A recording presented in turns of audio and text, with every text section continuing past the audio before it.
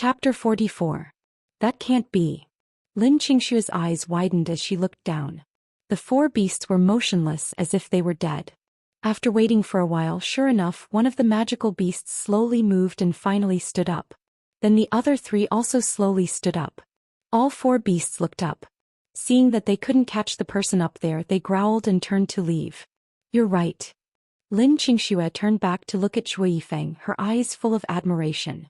Brother Zhou, you're amazing. Lin Qingchen let out a sigh of relief.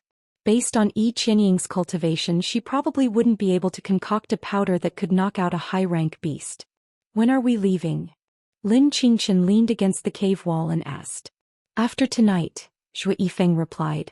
The beasts are nocturnal and they'll return to their nests in the morning. We'll leave in the morning. I'm so hungry. Lin Qingxue leaned against the cave wall and rubbed her growling stomach. She'd only eaten a few simple things in the morning, and her stomach had long since been empty. As soon as Lin Qingxue started the conversation, their stomachs began to rumble in protest. Everyone turned to look at Zhou Yifeng in unison. Zhou Yifeng, on the other hand, was like a housewife who couldn't cook without rice. He shrugged helplessly. Ah, Sister Ruan, your stomach's the loudest. Lin Qingxue pointed a finger at Yun Ruoyan's stomach with a mischievous smile. Of course. Yun Ruoyan pushed her finger away. Count how many fights I've fought in a day. How could I not be hungry? Oh, that's right. Lin Qingxue really did start counting with her fingers. 1, 2, 3. Wow. Sister Ruan fought 4 times in one day. Wow. She exclaimed.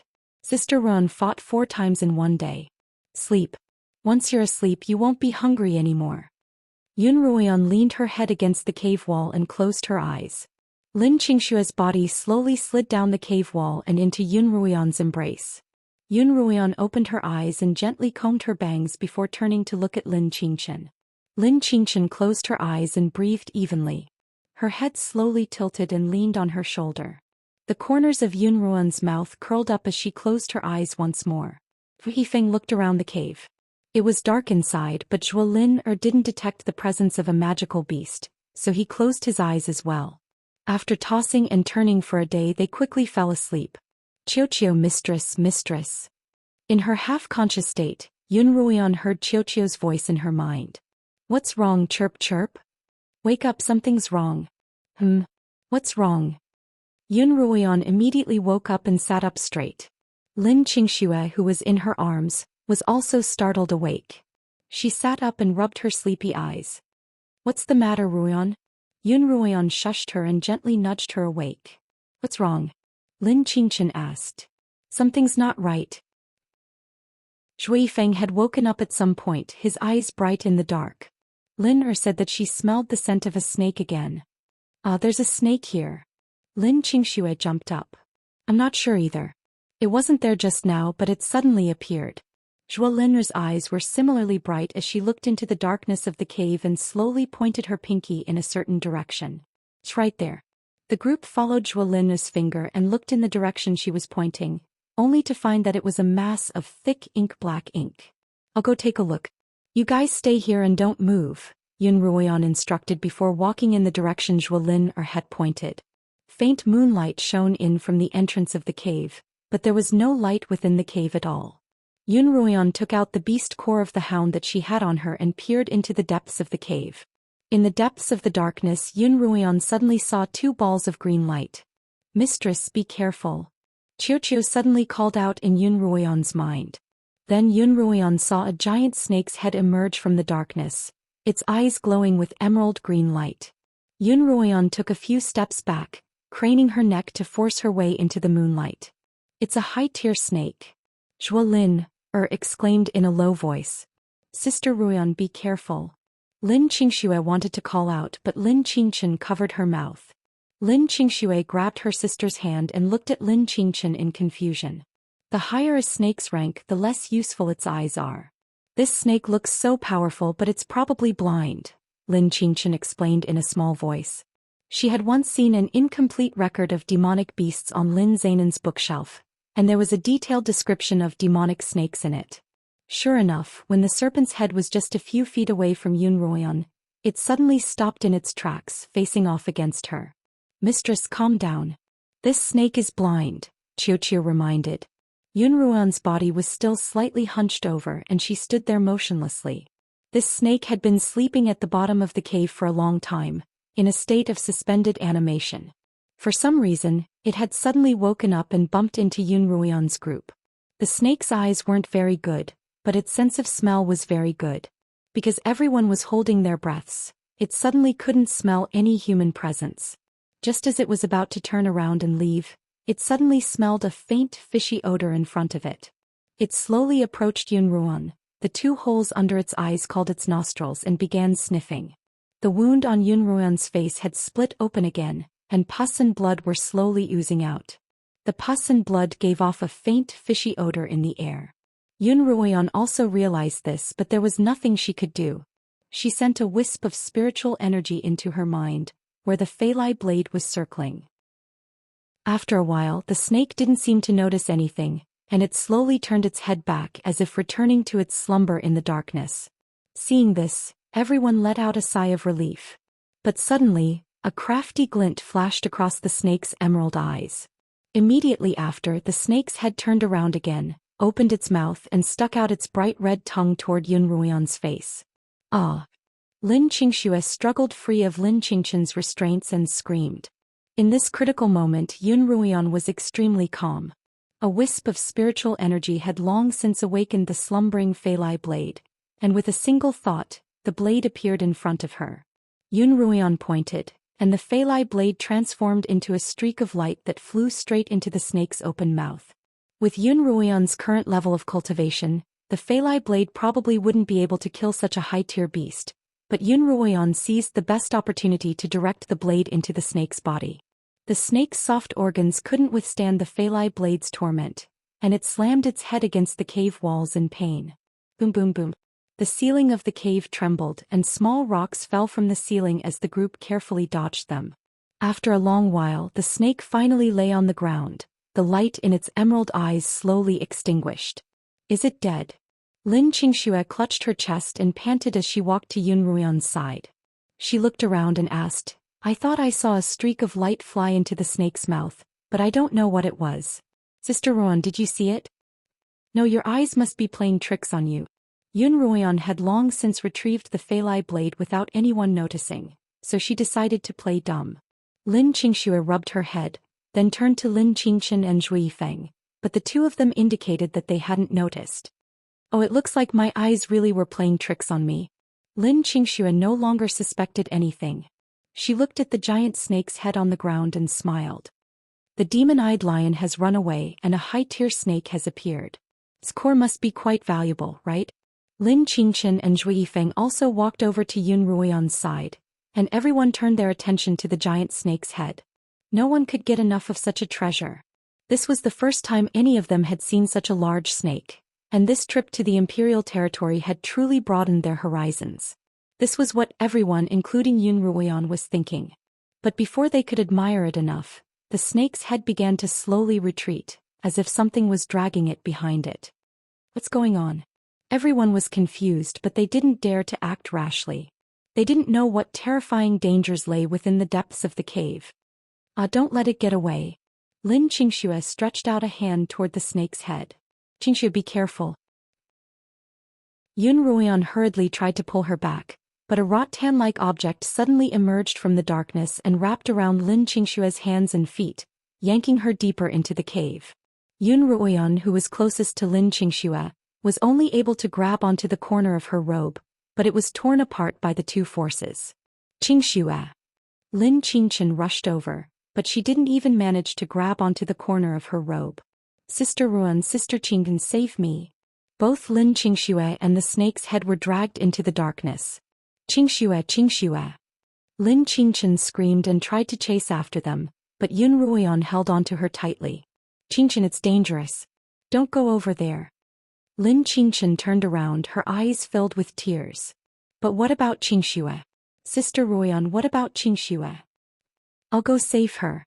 Yun Ruan pulled Lin Qingchen back and handed her to Zhu Yifeng, who was standing behind her. Take good care of my sister. Then she leaped into the darkness. Yun Ruan felt herself sinking deeper and deeper, and only then did she realize that the darkness was actually a deep cave. If she were to fall like this, she would surely shatter into pieces. Chapter 45. Fortunately, Yun Ruian still had the hound's beast core in her hand.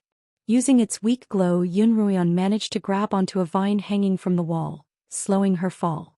Although her body was still falling, her speed was much slower than before and she was no longer in danger of falling to her death. When Yun Ruian reached the end of the vine, she spun around and landed steadily on the ground. Thump! The deerskin boots collided with the ground, producing a muffled echo. Following this thud, Yun Ruian's surroundings suddenly lit up. The light was soft and faint, with a hint of green. Yun Ruian slowly straightened her back and surveyed her surroundings. This was an extremely spacious underground chamber. The ground, ceiling and walls all emitted specks of starlight. This reminded Yun Ruian of the cave at the entrance of the Imperial territory. She guessed that this was the same type of spirit stone.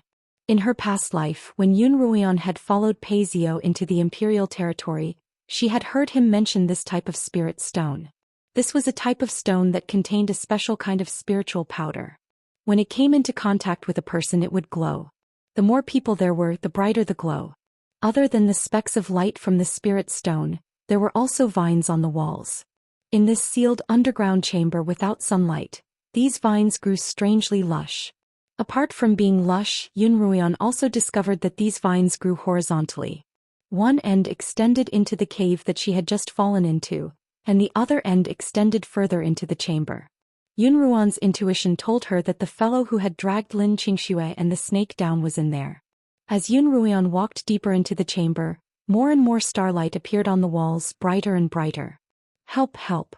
Suddenly, a weak cry for help came from within. That voice belonged to Lin Qingxue. Qingxue. Yun Ruian hurriedly called out, then ran in the direction of the voice. As she ran, she called out, Qingxue, don't be afraid, I'm here to save you. As Yun Ruian ran around a corner, she saw Lin Qingxue in a corner. In a short time, her face had turned frighteningly pale, and her entire body was wrapped in thin vines. She looked as if she were about to become one with the vines. There were many skeletons scattered around her. There were humans and magical beasts. In the corner opposite Lin Qingxue was a mountain of bones half the height of a person. Sister Ruian, save me. I can't hold on much longer. Lin Qingxue cried out weakly. Don't be afraid, I'm here. Yun Ruian hurried over. Just as she was about to reach Lin Qingxue's side, a vine suddenly appeared out of nowhere and wrapped around her. Yun Ruian reacted quickly, turning around and retreating to avoid the vine's attack. Yun Ruian looked at the vine in midair, only to see the gigantic serpent hanging in midair, bound by the vine. Ruian, be careful. Lin Qingxue reminded. These vines will not only attack people, but they will also suck away the spiritual energy in people's bodies. The spiritual energy in my body has almost been sucked away by them. Lin Qingxue closed her eyes weakly. Hearing Lin Qingxue's words, Yun Ruian didn't hesitate any longer. She immediately summoned the Feilai blade and gestured with her hand. The blade turned into a streak of light and flew toward Lin Qingxue. Before Lin Qingxue could react, most of the vines on her body had been cut off by the Feilai blade. The vines hanging in midair were enraged and once again tried to wrap around Yun Ruian. Yun Ruian directed the Feilai blade to fly toward the serpent's body and cut off the thick vine that was holding it in midair. Thump! The serpent fell to the ground and the vines on its body also scattered. But as if they had a life of their own, they writhed and twisted on the ground. Yun Ruian retrieved the Feilai blade and ran to Lin Qingxue's side to help her up. Can you still walk? She asked. Lin Qingxue nodded reluctantly. Yun Ruian supported Lin Qingxue as they ran toward the exit. At the same time, the scattered vines on the ground began to crawl toward the two of them like snakes. Yun Ruian pulled out the dagger from Lin Qingxue's waist and turned around to cut off the vines that were trying to wrap around their legs. At the same time, she protected Lin Qingxue as she retreated. The problem was that these vines couldn't be killed. Even after they were cut off, they would continue to wrap around them. Even the Feilai blade could only block them temporarily but not completely kill them. What was this thing? Why couldn't it be killed? What should she do? Yun Ruian began to panic. Sister Ruan, that's a wild vine spirit. Lin Qingqian's voice suddenly came from behind her. Yun Ruian turned around and saw Lin Qingqian and Zhu Yifeng running around the corner. Why did you come down here? Didn't I tell you to wait? Yun Ruoyan frowned as she glanced at Zhou Yifeng, her tone displeased. She'd clearly told him to take good care of Lin Qingchen, but the two of them had come down together. Your sister was really worried about you and I couldn't stop her, so I followed her. Zhou Yifeng rushed over expressionlessly and helped Yun Ruoyan cut off the vines with his bow. Lin Qingchen helped Lin Qingxue to a corner and had her lean against the wall. Who asked you to be so reckless in the future? You've learned your lesson now, haven't you? Lin Qingchen scolded Lin Qingxue. Lin Qingxue was so weak that she couldn't even retort. All she could do was pout pitifully. Where's your sister? Yun Ruoyan asked Zhou Yifeng after cutting off a vine. Only then did she realize that Zhou Lin was nowhere to be seen. Up there it's very safe, Zhou Yifeng replied. She's also very worried about you. Forget it. Yun Ruoyan cut off another vine and turned to Lin Qingchen. Since we're all here, let's think of a way to deal with this fellow. After Lin Qingchen settled her sister down, she unsheathed the sword at her waist and walked over to join the group of vines. The more they cut, the more vines there were. At this rate, they wouldn't be able to escape. While chopping, she said, My grandfather told me that some plants can have their own primordial spirits and real bodies by absorbing the essence of the sun and the moon. Some of them can even cultivate into a human form. I wonder what stage this wild vine has reached. It has its own primordial spirit? Yun Ruoyan asked. In that case, as long as we find its primordial spirit and destroy it, we'll be able to kill it. Lin Qingchen nodded. That should be the case, but there are so many vines here. Which one is its primordial spirit? Almost the entire wall was covered with vines, but only one of the vines had a primordial spirit hidden within, and they couldn't find it immediately. The vines seemed to understand their conversation, and they began to attack them even more ferociously. But Lin Qingchen's wrist was wrapped around by a vine. Yun Ruoyan wanted to save her, but in a moment of distraction she was also wrapped around her waist, and the two of them were both pulled into the air by the vine. A strong suction force came from the vine, and Yun Ruoyan felt the spiritual energy in her body slowly disappear. Mistress, these vines will absorb the spiritual energy of anyone who's caught by them. We have to find a way to escape. Qiu urged anxiously. But Yun Ruoyan couldn't care less about this, because she saw a vine crawling along the wall toward Lin Qingxue, and it was moving very quickly. Zhou Yifeng, go protect Qingxue. Yun Ruoyan called out to Zhou Yifeng from midair. Zhou Yifeng glanced at her. He'd wanted to save Yun Ruoyan first, but he still turned back to Lin Qingxue's side and waved the bow in his hand to fend off the vine. Although he didn't have any arrows left, the bow in his hand didn't seem to be ordinary. The bowstring was especially sharp, and it could cut through 2 or 3 vines as thick as a person's wrist. When the vine saw that Zhou Yifeng's bow was very powerful, it floated in the air like a snake, then suddenly split into 2 vines that attacked Zhou Yifeng and Lin Qingxue at the same time. As Zhou Yifeng fought against the vines, he also had to take care of Lin Qingxue. For a moment he was in a perilous situation. Yun Ruoyan looked at them anxiously, but she couldn't even take care of herself. The real body's over there. Lin Qingchen suddenly called out. Sister Ruan, I found the vine's real body. It's in that pile of bones in the corner. Follow the vine and look. Following Lin Qingxue's instructions, Yun Ruoyan's gaze traced the vine that had attacked Zhou Yifeng and Lin Qingxue. Finally, she discovered that the vine had extended from the pile of bones in the corner of the room. So the real body was hidden there. But we can't kill her right now. Lin Qingchen exclaimed helplessly. I have an idea. Yun Ruoyan summoned the Feilai blade. At this juncture of life and death she couldn't care less about secrecy. Moreover, she trusted her 3 companions very much. Lin Qingchen's vision blurred for a moment, and all she saw was a purple streak of light that carried a trace of icy coldness. Yun Ruoyan directed the Feilai blade to fly toward the pile of bones. The bones were shattered by the Feilai blade's powerful impact, revealing the roots of the vine that had been hidden beneath the bones. The blood-red stem was a large blood vessel, thick enough for 2 people to wrap their arms around it. Looked extremely strange and frightening. Feilai blade, cut it. Yun Ruoyan commanded the blade. The Feilai blade sliced through the thick rhizome in half with a flash of light. At the same time, a sharp whistling sound came from the rhizome. Then the vine that had bound Yun Ruoyan and Zhou Yifeng spasmed for a moment before quickly returning to the stem. The vine that had bound Yun Ruoyan and Lin Qingchen loosened, and Yun Ruoyan and Lin Qingchen fell from midair. Feilai blade again. Yun Ruoyan shouted at the Feilai blade as soon as she landed. Hearing its master's command, the Feilai blade charged toward the vine's stem with all its might. Chapter 46. This time the Feilai blade was able to completely sever the vine's roots in an instant. All the vines that extended from the roots seemed to suddenly lose their lives, and with a mournful wail they began to wither. Not long after, a third of the vines on the walls of the underground cavern had withered and the wailing stopped. Silence returned. It's dead, it's finally dead. Everyone finally let out a sigh of relief. Sister Ruoyan, what was that streak of blue light just now? It was so powerful. Lin Qingchen looked toward Yun Ruoyan, her expression somewhat shocked. Lin Qingchen had seen high-grade spiritual weapons that could change their size before, but she hadn't seen that streak of light that seemed to be able to understand human speech. In fact, she wasn't even sure if it was a weapon or not. You're talking about this? Yun Ruoyan opened her palm in front of Lin Qingchen, and the Feilai blade appeared out of thin air. The moon-shaped Feilai blade glowed with a cold blue light as it slowly spun in the air above Yun Ruoyan's palm. This is...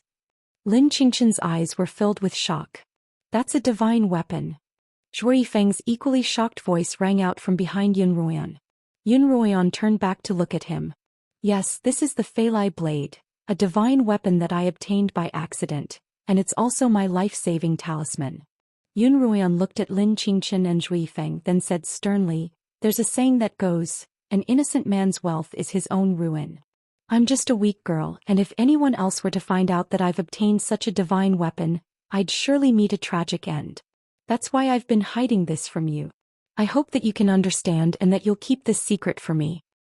I understand, Lin Qingchen replied. She knew better than anyone how difficult it had been for her sister. I'll definitely keep this a secret, don't worry, Sister Ruoyan. We Beastkin would never betray our friends. I can swear to the Beast King, Zhou Yifeng said. Yun Ruoyan stared at him silently. Without hesitation he clenched his fist and placed it on his chest. He looked up at the sky and slowly said, I, Zhou Yifeng, swear to the Beast King that if I reveal Yun Ruoyan's secret, I will lose the most precious thing in this world. Zhou Yifeng's bright eyes turned to Yun Ruoyan, who nodded. It's not that I don't want to believe you, but things change too quickly in this world and I need a guarantee. Zhou Yifeng nodded in understanding, then asked, Are you guys all right? It's nothing. What about you guys? Were you hurt by the vines? Yun Ruoyan put away the Feilai blade and walked over to Zhou Yifeng and Lin Qingshue's side. She's not injured, but her complexion doesn't look too good. Zhou Yifeng looked at the half-conscious Lin Qingxue. She's fine. Lin Qingchen said, I just checked her pulse. She's just too weak, but her life is not in danger. A large amount of her spiritual energy was sucked away by the vines, Yun Ruoyan continued. This vine has been here for many years and I don't know how many lives it has consumed. The group couldn't help but look at the white bones on the ground. There were animal limbs and human skulls scattered all over the ground. What's that? Zhou Yifeng frowned as he walked toward the corner where the vine spirit's roots had been. After the roots had withered, they no longer looked as lush and green as before. It lay there like a wilted tree trunk. Zhou Yifeng lightly waved the bowstring in his hand, slicing through the vines along the ground and revealing a hole at the bottom. There was a small black demon snake crawling up the hole. Without saying a word, Zhou Yifeng used the profound bow to cut off its head. He snorted. There's another one here to watch the show. Yun Ruoyan and Lin Qingxue also walked over. Yun Ruoyan asked curiously, Aren't snakes usually green? Why is there a black one? A mutated snake. Lin Qingchen squatted down and looked at the two halves of the snake's body on the ground. Magical snakes are a type of magical beast that mutates easily, and after they mutate they gain a special ability. In the incomplete records of magical beasts, I've seen a mutated snake that can spit fire, and it's an extremely powerful offensive beast. She looked at the snake's corpse with some regret. It's a pity that it's dead, or I could have brought it back to study it. Qingchen, when did you start studying magical beasts? Yun Ruoyan asked. In her memory, this sister of hers had been studying medicine with her grandfather, and in the end she had been tested to have the potential to become a pill master. However, she didn't know that she was also interested in magical beasts. Grandfather said that the cores of many magical beasts could be used as medicine, so he told me to read some books about them. He'd even find a few small beasts for me to raise, Lin Qingchen explained. Lin Qingchen replied, only after entering the dungeon this time did I realize that there are many magical beasts that aren't recorded in the books. There's simply too little information on them. As Lin Qingchen spoke, her gaze inadvertently landed on the hole behind the snake's corpse. Her eyes lit up and she reached out to pull out the remaining vines and roots before bending down to look at the hole. Great, there's still snake eggs here. She turned back to Yun Ruoyan and smiled happily. Then she reached into the hole and pulled out 3 eggs in a row. Are you really going to raise them? Yun Ruoyan frowned as she looked at the 3 oval-shaped eggs on the ground. These aren't ordinary small magical beasts. Without a professional summoner, I'm afraid I won't be able to tame them.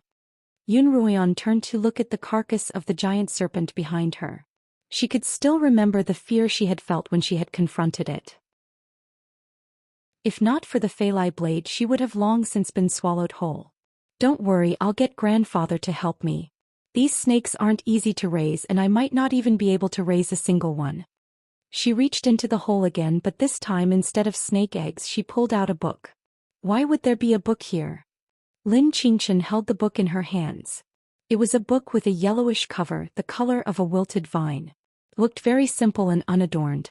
Yun Ruoyan was also curious as to why there would be a book in the wild vine spirit's lair. It must have been left behind by those who were eaten by the wild vine spirit, Zhou Xian said. He'd already walked to the other side of the hole, pulled out the vines and reached into the hole as well. That's possible. Let me see. Yun Ruoyan held the book in her hands. It wasn't very thick, but it felt heavy in her hands. She flipped open the book. It was also filled with yellowish paper, but there wasn't a single word on it. What, there's no word? Yun Ruoyan flipped through the entire book, confirming that there wasn't a single word on it. How strange. There's more than just a book. Zhou Yifeng suddenly exclaimed. Yun Ruoyan and Lin Qingchen raised their heads to look at him.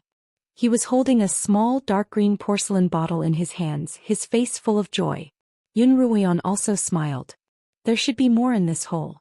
Let's clear out all the vines and perhaps we'll find something unexpected. Lin Qingchen stowed the 3 eggs away, and Yun Ruoyan stowed the wordless tome into her bracelet. The 3 of them cleared away the remaining vines in the hole, revealing a large number of skeletons. Most of the skeletons belonged to humans and they seem to have been dead for a very long time. It looks like this snake has been here for many years and has killed quite a few powerful people. Yun Ruoyan picked up a small white porcelain bottle from the pile of skeletons. When she opened it, she found that it contained a core foundation pill. However, this core foundation pill hadn't been particularly successful. From its color, taste and size, it was far inferior to the Lin family's core foundation pill. This is a failed product. Lin Qingchen placed the pill under her nose and sniffed it. But it's quite effective, even better than a life quintessence pill. It's perfect for Xianxia's body. She walked over to Lin Qingshua's side and fed her the pill. Lin Qingshua's complexion immediately improved and she slowly opened her eyes. Sister Qingchen, you scared me to death. Let's teach you a lesson so that you'll learn to be more obedient in the future. Lin Qingchen chided her, but her fingers gently combed her fringe. In the end, the group found quite a few treasures in the wild vine's nest. Most of them were pills that could replenish one's energy and strengthen one's body. Although they were precious, they weren't some rare treasure. These pills were usually kept on one's person so that they could heal themselves in case of danger. As a result, they didn't keep them in their storage pouches, but rather split them up on the spot. In the end, there was a bottle of unknown powder as well as a rusted ring. She was going to bring the powder back to Lin Zainan as he would definitely know what it was. The protruding pattern on the ring was that of a demonic snake. Lin Qingchen liked it very much, so she gave it to her. After collecting the demonic snake's beast core, the group returned to the cave that they had come from. There was a vine that Lin Qingchen and Zhou Yifeng had prepared for them, and it was quite convenient for them to climb back up. Lin Zhou Yifeng looked up at the cave entrance. Yun Ruoyan could see that he was still a little nervous and she couldn't help but feel a little touched. In order to save her, he had actually left his most precious sister behind. This was truly unexpected. "Brother, I'm fine. Are you hurt? Are Sister Ruian and the others all right?" After calling out a few more times, Zhou Lin's voice finally came from above, and the group let out a collective sigh of relief. "We're all fine, so let's go up now," Zhou Yifeng replied, then grabbed the vine and began climbing up with Lin Xianxia on his back. Lin Qingchen followed behind and Yun Ruian brought up the rear. After about half a stick of incense's worth of time, they finally reached the cave halfway up the cliff. Zhou Lin'er had been guarding the cave entrance the entire time, hugging her small body and glancing down from time to time. When she saw Zhou Yifeng, she immediately stood up. "Sister Qingxue, what's wrong?" she asked in concern when she saw Zhou Yifeng carrying Lin Qingxue on his back. "I'm fine." Lin Qingxue opened her eyes and struggled to speak. "I'm just a little weak, but I'll be able to bicker with you again after some rest." "I don't like bickering with you." Zhou Lin'er couldn't help but roll her eyes when she saw that Lin Qingxue still wanted to bicker with her. They were all amused by the two little girls. After a short rest, the group descended the cliff and returned to the forest where they had fought with Pei Zhou and the others. Pei Zhou and the others were long gone, but strangely Lu Xing and Jean Feier's corpses had also disappeared. All that was left on the ground were two pools of dark blood. Chapter 47. The group guessed that the two corpses had either been eaten by the lions or disposed of by Pei Zhou and the others, so they didn't pay too much attention to it. Enduring their exhaustion and hunger, they exited the valley. Otherwise, when night fell, they wouldn't be able to leave again. Lin Qingxue was a little chubby, so Zhou Yifeng carried her while Yun Ruian and Lin Qingchen took turns carrying Zhou Lin. However, when Yun Ruian carried Zhou Lin on her back, she was still shocked by how light she was. Yun Ruian had always thought that Zhou Yifeng was simply full of energy when he carried Zhou Lin on his back, but it wasn't just that. Carrying Zhou Lin felt as if she were carrying an empty sack without any pressure at all. There were fewer magical beasts in the valley than there had been the day before, and when they passed by the corpses of the low-rank beasts, none of them wanted to dig for their cores anymore. On one hand, they were in a hurry, and on the other, they had already seen better treasures, so these corpses were no longer of interest to them. In the afternoon, the group finally exited the valley and found a place near the water to set up camp. The past few days of battle had left them exhausted, but the rewards they had reaped made it all worth it. Furthermore, they had all gained quite a bit of training from the battles. The one who had benefited the most was Yun Ruian. She had finally broken through the bottleneck caused by the poison in her body, advancing from a 3rd rank to a 4th rank blade master. She believed that as long as she passed this hurdle, coupled with the abundant spiritual energy in her bracelet, her future cultivation would be even smoother. Before they knew it, they had already spent 7 days in the imperial territory. Tomorrow they would have to return. If they avoided the battles, 3 days would be more than enough for them to reach the exit. All of them felt that 10 days of training was far too short. If they could, they wouldn't mind another 10 days. But the rules of the game were set and they had to abide by them.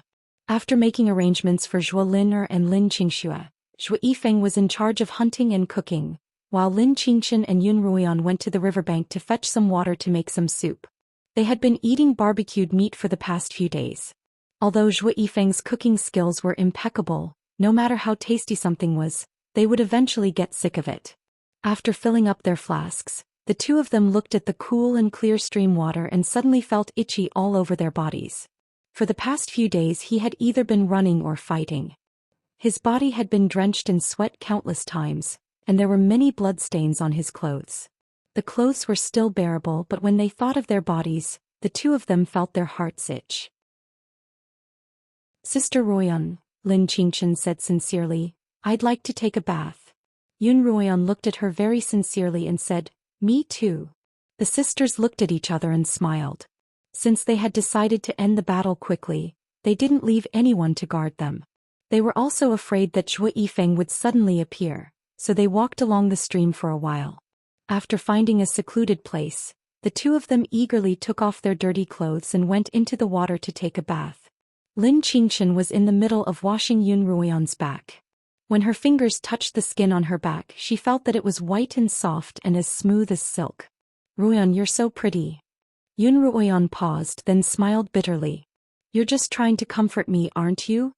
No, Lin Qingchen hurriedly explained. It's true. Big sister's back, shoulders and neck are all so beautiful. If only you didn't have that birthmark on your face. Yun Ruoyan's face had been ruined by that birthmark, but it hadn't affected her development. Although she looked rather thin, the areas that should have been there were beginning to develop. Furthermore, she had been paying attention to her diet and exercise ever since her rebirth, and her originally malnourished body had already taken care of itself. Yun Ruoyan patted Lin Qingchen's hand and sighed. Actually, this birthmark does have some benefits. What benefits? Lin Qingchen asked curiously. Yun Ruoyan lowered her head and looked at her reflection in the water. The birthmark was so red and swollen that half of her face looked a little out of shape. Looking at her ugly face, she slowly said, "It helps me see some people, some things clearly. It tells me what I should cherish and what I should give up." Sister Ruoyan, I don't understand what you're saying. Lin Qingchen was still a little surprised. Although she was intelligent, there were some things that required experience to truly understand. It's fine. Yun Ruoyan turned around and began scrubbing Lin Qingchen's back. I hope that you'll never understand what I'm saying. I hope that you and Xianxia will always be carefree and happy, and that our Lin family will continue to prosper. As the two sisters spoke, a figure suddenly flashed by the shore. Yun Ruoyan immediately sensed it, and her hand paused in the middle of scrubbing Lin Qingxia's back. What's the matter, Sister Ruoyan? Lin Qingxia had also sensed Yun Ruoyan's abnormality. Yun Ruoyan continued scrubbing Lin Qingchen's back as she slowly whispered into Lin Qingchen's ear, "There's someone on the shore." Lin Qingchen furrowed her brows slightly and nodded slightly. "Hold your breath with me." Yun Ruoyan suddenly yelled, "Aya." Then she pulled Lin Qingchen into the water, pretending that they'd accidentally slipped and fallen. "Help, help." They made a couple of pretentious cries and then, with a couple of pretentious flops, they were completely submerged. Dou Yao had been fetching water downstream, while Yun Ruoyan and Lin Qingchen were bathing upstream. Although they didn't make much noise, Dou Yao's ears were exceptionally sharp. He could faintly hear some movement upstream and he followed the sound. After turning a corner, he saw a picture of a beautiful woman bathing that caused his nose to bleed. The two beautiful backs that appeared rosy under the sunlight, as well as the silky black hair, seemed to carry a woman's fragrance even from afar.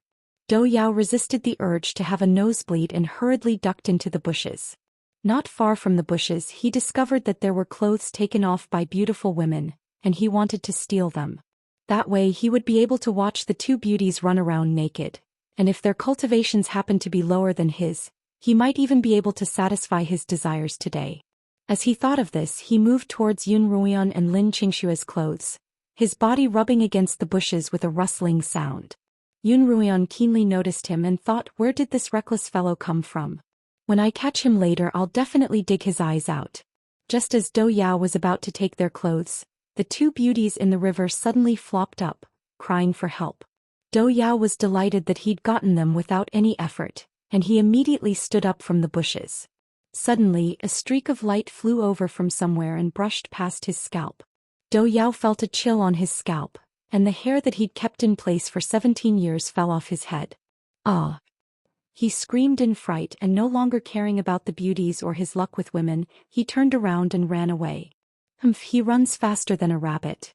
By the time Yun Ruoyan's head popped out of the water, Dou Yao had already disappeared. She retracted the Feilai blade, her anger stifling. Sister Ruoyan, let's go back up. Lin Qingchen's expression wasn't too good either.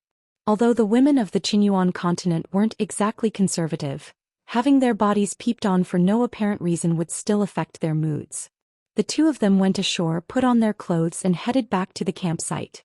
Coincidentally, they bumped into Zhou Yifeng, who was rushing over with 2 wild ducks in his hands. I heard you screaming for help just now. What happened? He asked anxiously. Nothing. Yun Ruoyan clasped her hands behind her back, her expression ugly. We ran into a big rat and we wanted to catch it to make soup, but it ran away. What bad luck. Zhou Yifeng was a little confused and he looked at Lin Qingchen with a puzzled expression. It's a big rat. Lin Qingchen lowered her head and her expression didn't look too good either. She only replied gloomily before following behind Yun Ruoyan. Rat. Soup. Zhou Yifeng looked at the wild ducks in his hands and muttered to himself, "So that's what you guys like."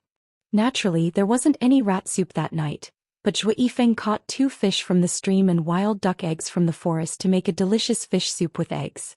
Coupled with the delicious roast duck, all of them had a satisfying meal. After Lin Qingxue ate her fill, she exclaimed that she was full of energy. All of them laughed in satisfaction after exhaustion. The next day they continued on their way back. Along the way they ran into a few other groups of people who had come to challenge them. Fortunately, none of them had intentionally provoked or tried to steal their treasures. However, a group of scions from the Guis family in the capital asked Yun Ruoyan if they had seen a youth called Dou Yu, 16 or 17 years old, slender, and with a pair of prominent ears. When Lin Qingchen heard the description, she immediately frowned, but Yun Ruoyan calmly said that she hadn't seen him, but she made a mental note of this stinky rat called Dou Yu. Because of Zhuo Lin and Qiuqiu's presence, they were able to successfully avoid the attacks of a few magical beasts. 2 days later they finally returned to the entrance of the imperial territory. After handing over their tokens to the guards, they successfully passed the trial and were told to return home and wait for the acceptance notice from Kongming Academy. They were still a little stunned that they had passed the trial so easily, and that Kongming Academy, which had seemed so far away, was now within reach. This was especially true for the Beastkin siblings. They had thought that they would be treated unfairly because of their identity as Beastkin, but everything seemed to have progressed much more smoothly than they had expected. Of course, what made them the happiest wasn't just that they had passed the trial, but that they had finally made friends with the 3 Yun sisters. In fact, this trial wasn't easy at all. More than half of those who had entered had given up halfway and quite a few had lost their lives. Less than 100 had actually passed the trial. It was just that when they looked back at the trial after overcoming the dangers and difficulties, they felt as if it hadn't been so difficult after all. "First miss, second miss, you're finally out." Lin Bo saw them from afar and hurriedly jumped down from his carriage. "I've been waiting here for you for 3 days and I was so worried." Chapter 48. Uncle Lin was the Lin family's steward, and he had watched the Lin sisters grow up. Not long ago he had gone home to visit his family and hadn't sent them into the imperial territory. As soon as he returned, he had rushed over to pick them up. "Oh, second miss, what's wrong?" Uncle Lin asked as soon as he saw Lin Qingxue on Zhou Yifeng's back. "I'm fine, Uncle Lin, just a small injury," Lin Qingxue replied with a smile. Her complexion had already returned to normal, but her legs were still weak when she walked. "Ah, why are you so? Uncle Lin, is grandfather doing well?" Yun Ruoyan interrupted Uncle Lin. Uncle Lin called out to Miss Biao and then said with a smile, "Grandpa is fine. He was just worried about you guys, so he sent me here early to wait. Let's hurry back. I'm sure he'll be very happy to know that you've all passed the trial. Grandfather's the best at keeping his cool. Uncle Lin was worried about us, so he rushed here to wait for us." Lin Qingxue smiled. "Second miss, I can't hide anything from you." Uncle Lin smiled. Yun Ruoyan looked all around her. She didn't see any carriages from the Yun family, and there weren't many carriages waiting at the entrance. "Uncle Lin, have you seen my sisters?" "Yes, they arrived 2 days earlier than you and they've already returned to the Yun manor. I even asked them about you." Yun Ruoyan couldn't help but raise her eyebrows. "What did they say?" "They said that they were with you, but a magical beast separated you, so I don't know how you're doing. I'm so worried." "Don't worry, aren't we all back?" Lin Qingxue said coquettishly, "Let's go home." Lin Qingxue tugged on Yun Ruoyan's arm. "Sister Ron, come with us to the Lin manor." Yun Ruoyan nodded and the group walked toward the Lin manor's carriage. Zhou Yifeng carried Lin Qingxue to the Lin manor's carriage, then got off and carried Zhuo Lin on his back. "Brother Zhuo, are you going home?" Yun Ruoyan stuck her head out of the carriage and looked at Zhou Yifeng. Zhou Yifeng's gaze swept across the crowd, pausing briefly on Yun Ruoyan. "Take care, I'll see you at Kongming Academy." None of them expected Zhou Yifeng to leave just like that. Lin Qingchen shouted from behind, "Hey, we haven't split the treasures yet." Zhou Yifeng had already walked far away. He turned around and waved his hand at the others. "You guys keep it safe for me." Then he turned around and walked further and further away. His figure gradually disappeared on the other side of the mountain path. Lin Qingxue was a little dumbfounded. Wasn't it a little too careless to let them keep such precious herbs and beast cores? You keep it safe for them, Yun Ruoyan said. I don't think it's convenient for them to keep those valuables with them. Yun Ruoyan followed the Lin family's carriage to the Lin manor. As soon as the carriage arrived at the gates of the Lin manor, Lin Qingxue jumped out of the carriage and yelled, "Grandfather, I'm home." Then under the stares of Yun Ruoyan and Lin Qingchen she ran into the manor. Don't be too nimble with your legs. So this girl was faking it. Yun Ruoyan and Lin Qingchen glanced at each other and shook their heads helplessly. Lin Zainan was delighted to see that all three of his granddaughters were safe and sound, and that they had all passed the trial. The three sisters also eagerly presented their treasures to Lin Zainan. Lin Qingchen took out all the things in her 100 treasures pouch one by one, and actually filled up the entire floor of the side hall. Grandfather, aren't we amazing? Lin Qingxue tugged at Lin Zainan's arm, shaking it back and forth. Amazing, amazing. How could the daughters of the Lin family, my granddaughters, not be amazing? Lin Zainan stroked his white beard, his eyes narrowing into slits as he smiled. That's right, you're amazing. Lin Qingchen couldn't help but exclaim. If not for Sister Ruoyan and us going down to save you, you'd be in hell with the wild vines. Then, Lin Qingxue stammered. If not for me, would you have been able to obtain all of these treasures? She pointed at the vials of pills that she had picked up from the nest of wild vines. If I hadn't fallen into the nest, you wouldn't have saved me, and you wouldn't have killed the wild vine spirit, and you wouldn't have obtained all of these treasures. Lin Qingxue was rendered speechless by her strange logic. Yun Ruoyan's gaze landed on a small black porcelain vial. She walked over, picked it up and handed it to Lin Zainan. Grandfather, take a look and see what this is. We don't recognize it. Lin Zainan took the vial, opened it and fanned it with his hand. He sniffed it lightly and his face immediately lit up. Grandfather, is it something good? Yun Ruoyan asked when she saw her grandfather's delighted expression. Something good, something good. Lin Zainan stood up excitedly. The poison in your body can finally be completely cured. Yun Ruoyan hesitated for a moment before a faint smile appeared on her face. As if still in disbelief, she asked, the poison in my body can finally be completely cured? The Lin sisters also hurried over. Grandfather, are you saying that the poison in Sister Ruoyan's body can be completely cured? Yes, it can, Lin Zainan confirmed. He then turned to Lin Bo, who was standing by the side. Lin Bo, bring me my 50-year-old wine. Also, we'll be heading to the pill-making chambers in a bit, so you stay here and don't see anyone who shows up. Lin Bo nodded, then went to the cellar to retrieve a jar of 50-year-old wine for Lin Zainan. Lin Zainan brought the three sisters to the pill-making chambers, instructing Lin Bo not to be disturbed. Lin Qingxue followed Lin Zainan's instructions, opened the jar that Lin Bo had brought, and poured a large bowl of wine into it. Grandfather, are you going to let Sister Ruoyan drink it? Lin Qingxue asked curiously. Lin Zainan didn't say a word, only smiling and shaking his head. Then, under everyone's gaze, he poured the contents of the jar into the wine.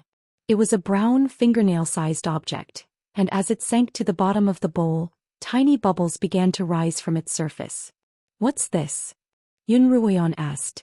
Lin Zainan stared at the brown substance in the cup as if it were a treasure. This is a phoenix jewel. Phoenix jewel.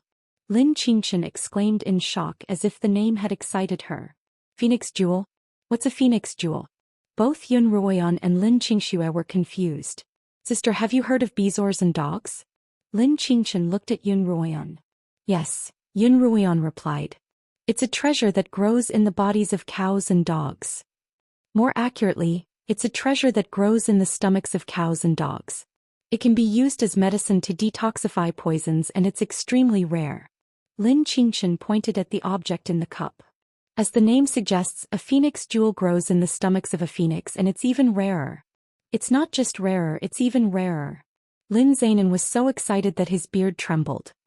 Phoenixes are mythological beasts, and it's even rarer to see one in 1,000 years, let alone a phoenix jewel. With a phoenix jewel as a primer and a few other antidotes, the poison in your body will definitely be cured. Lin Zainan's confident tone finally convinced Yun Ruoyan that her poison could be detoxified. Everyone's eyes lit up as they looked at the phoenix jewel that was being soaked in the wine. As the unassuming phoenix jewel soaked in the wine, its brown protective layer melted away bit by bit, revealing its golden body. After a while, a strange fragrance wafted into their noses, filling the room for a long time without dissipating. I'm going to refine the pill now. Wait here for me. Lin Zainan picked up the bowl and walked into the inner room. As soon as Lin Zainan entered the room, Lin Xianxia spun around excitedly. Sister Ruoyan, your poison can finally be detoxified. Sister Ruoyan, that's great. After the poison's gone, the birthmark on your face will definitely disappear. Lin Qingqian's excitement was no less than Lin Xiangxia's. I really want to see what Sister Ruoyan will look like without the birthmark. Yun Ruoyan sat quietly in her chair, her expression calm. Even her breathing was gentle, without the slightest hint of nervousness or agitation. She had been deeply poisoned, and not only had it restricted her cultivation, it had also ruined her appearance. Although Lin Zainan had given her an antidote after discovering it, it hadn't been able to cure her completely.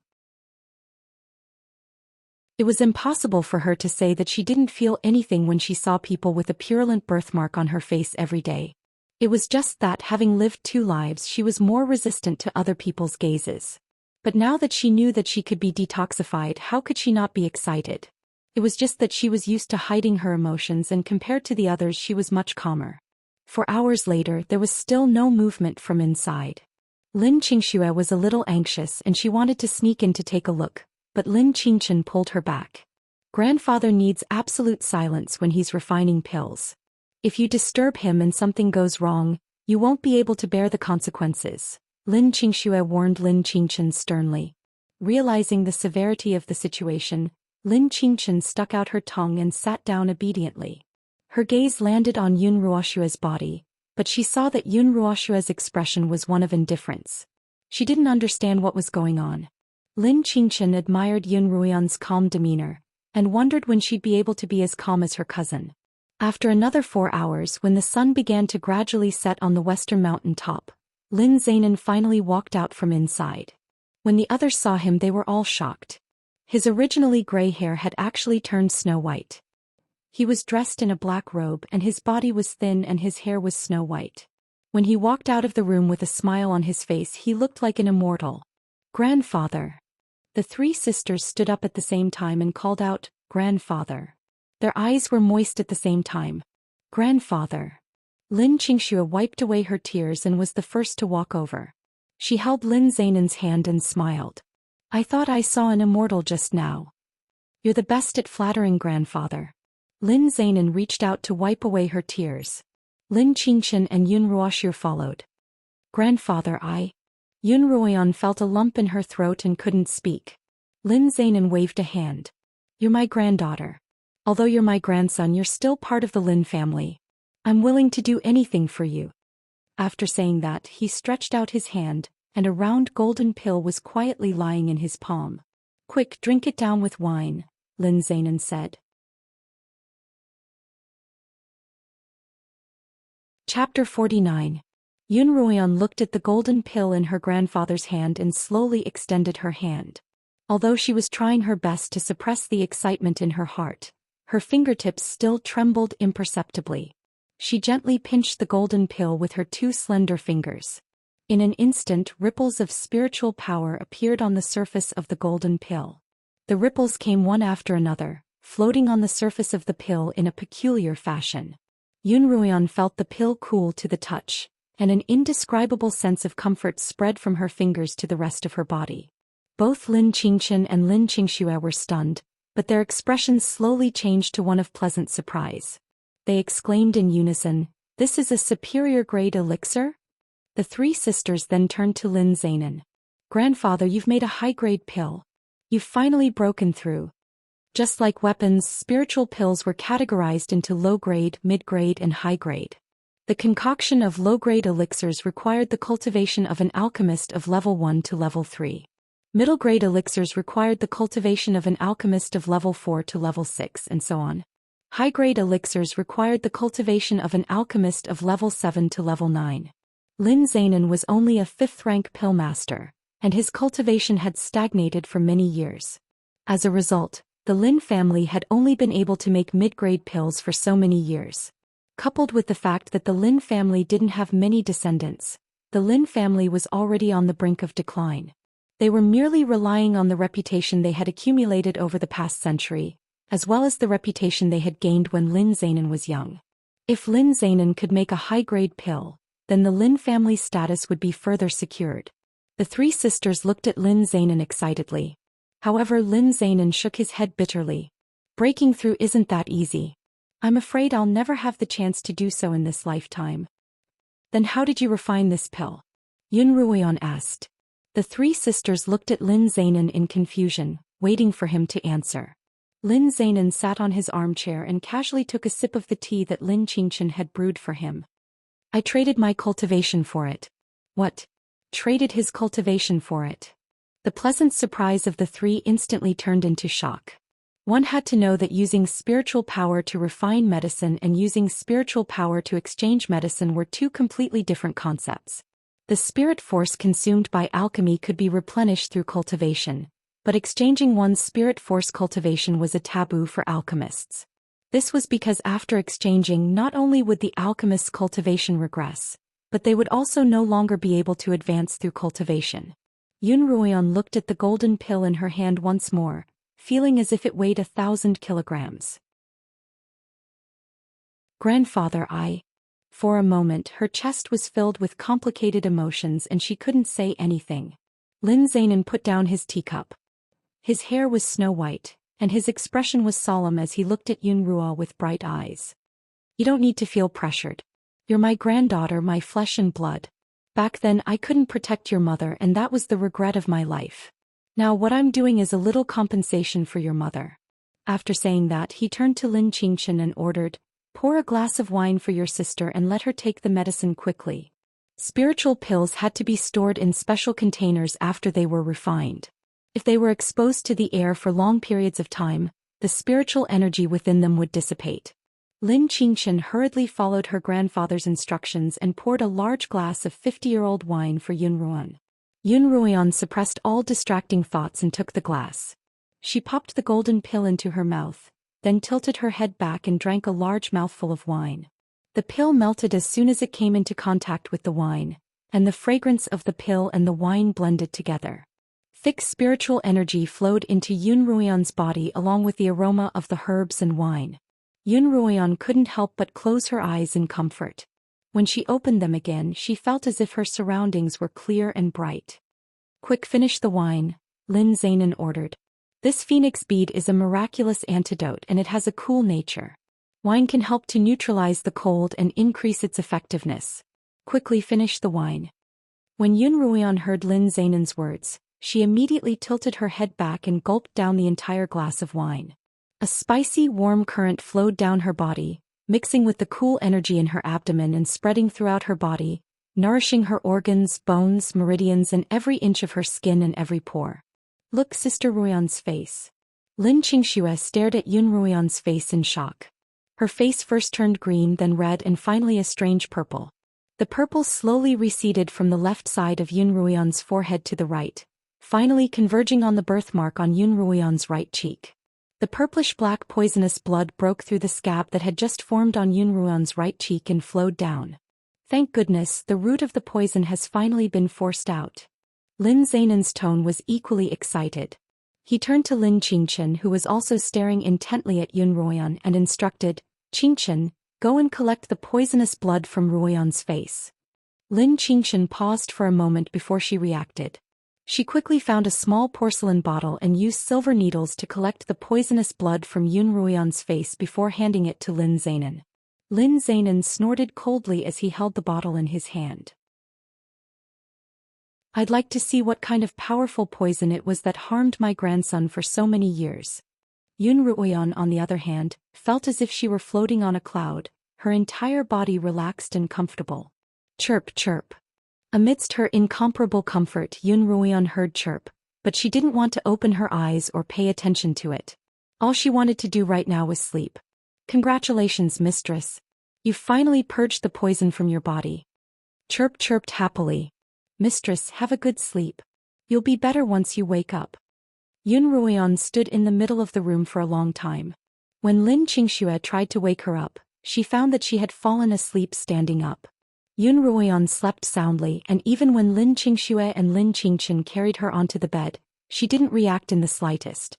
Lin Qingchen brought over some hot water, added some anti-inflammatory powder, and then used a towel to wipe away the blackish-purple blood clots on the right side of Yun Ruoyan's face. Slowly and gently she wiped away the dirt bit by bit, revealing her fair, clean skin. As Yun Ruoyan's face gradually revealed itself, Lin Qingchen's eyes widened. After Lin Qingxue helped her grandfather back to his room to rest, she walked toward Yun Ruoyan's room. As soon as she reached the door, she heard Lin Qingchen's low voice and she hurriedly walked in. When she saw Yun Ruoyan's face on the bed, she also gasped, and then, like Lin Qingchen, her eyes widened. Yen. In her sleep, Yun Ruoyan heard someone calling her by her nickname, a name that she had only heard when she was very young. Who was calling her? Yun Ruoyan finally opened her eyes. She was greeted by a pink peach blossom forest, and deep within the peach blossoms, that person was calling her again. Yen, come here. Who's there?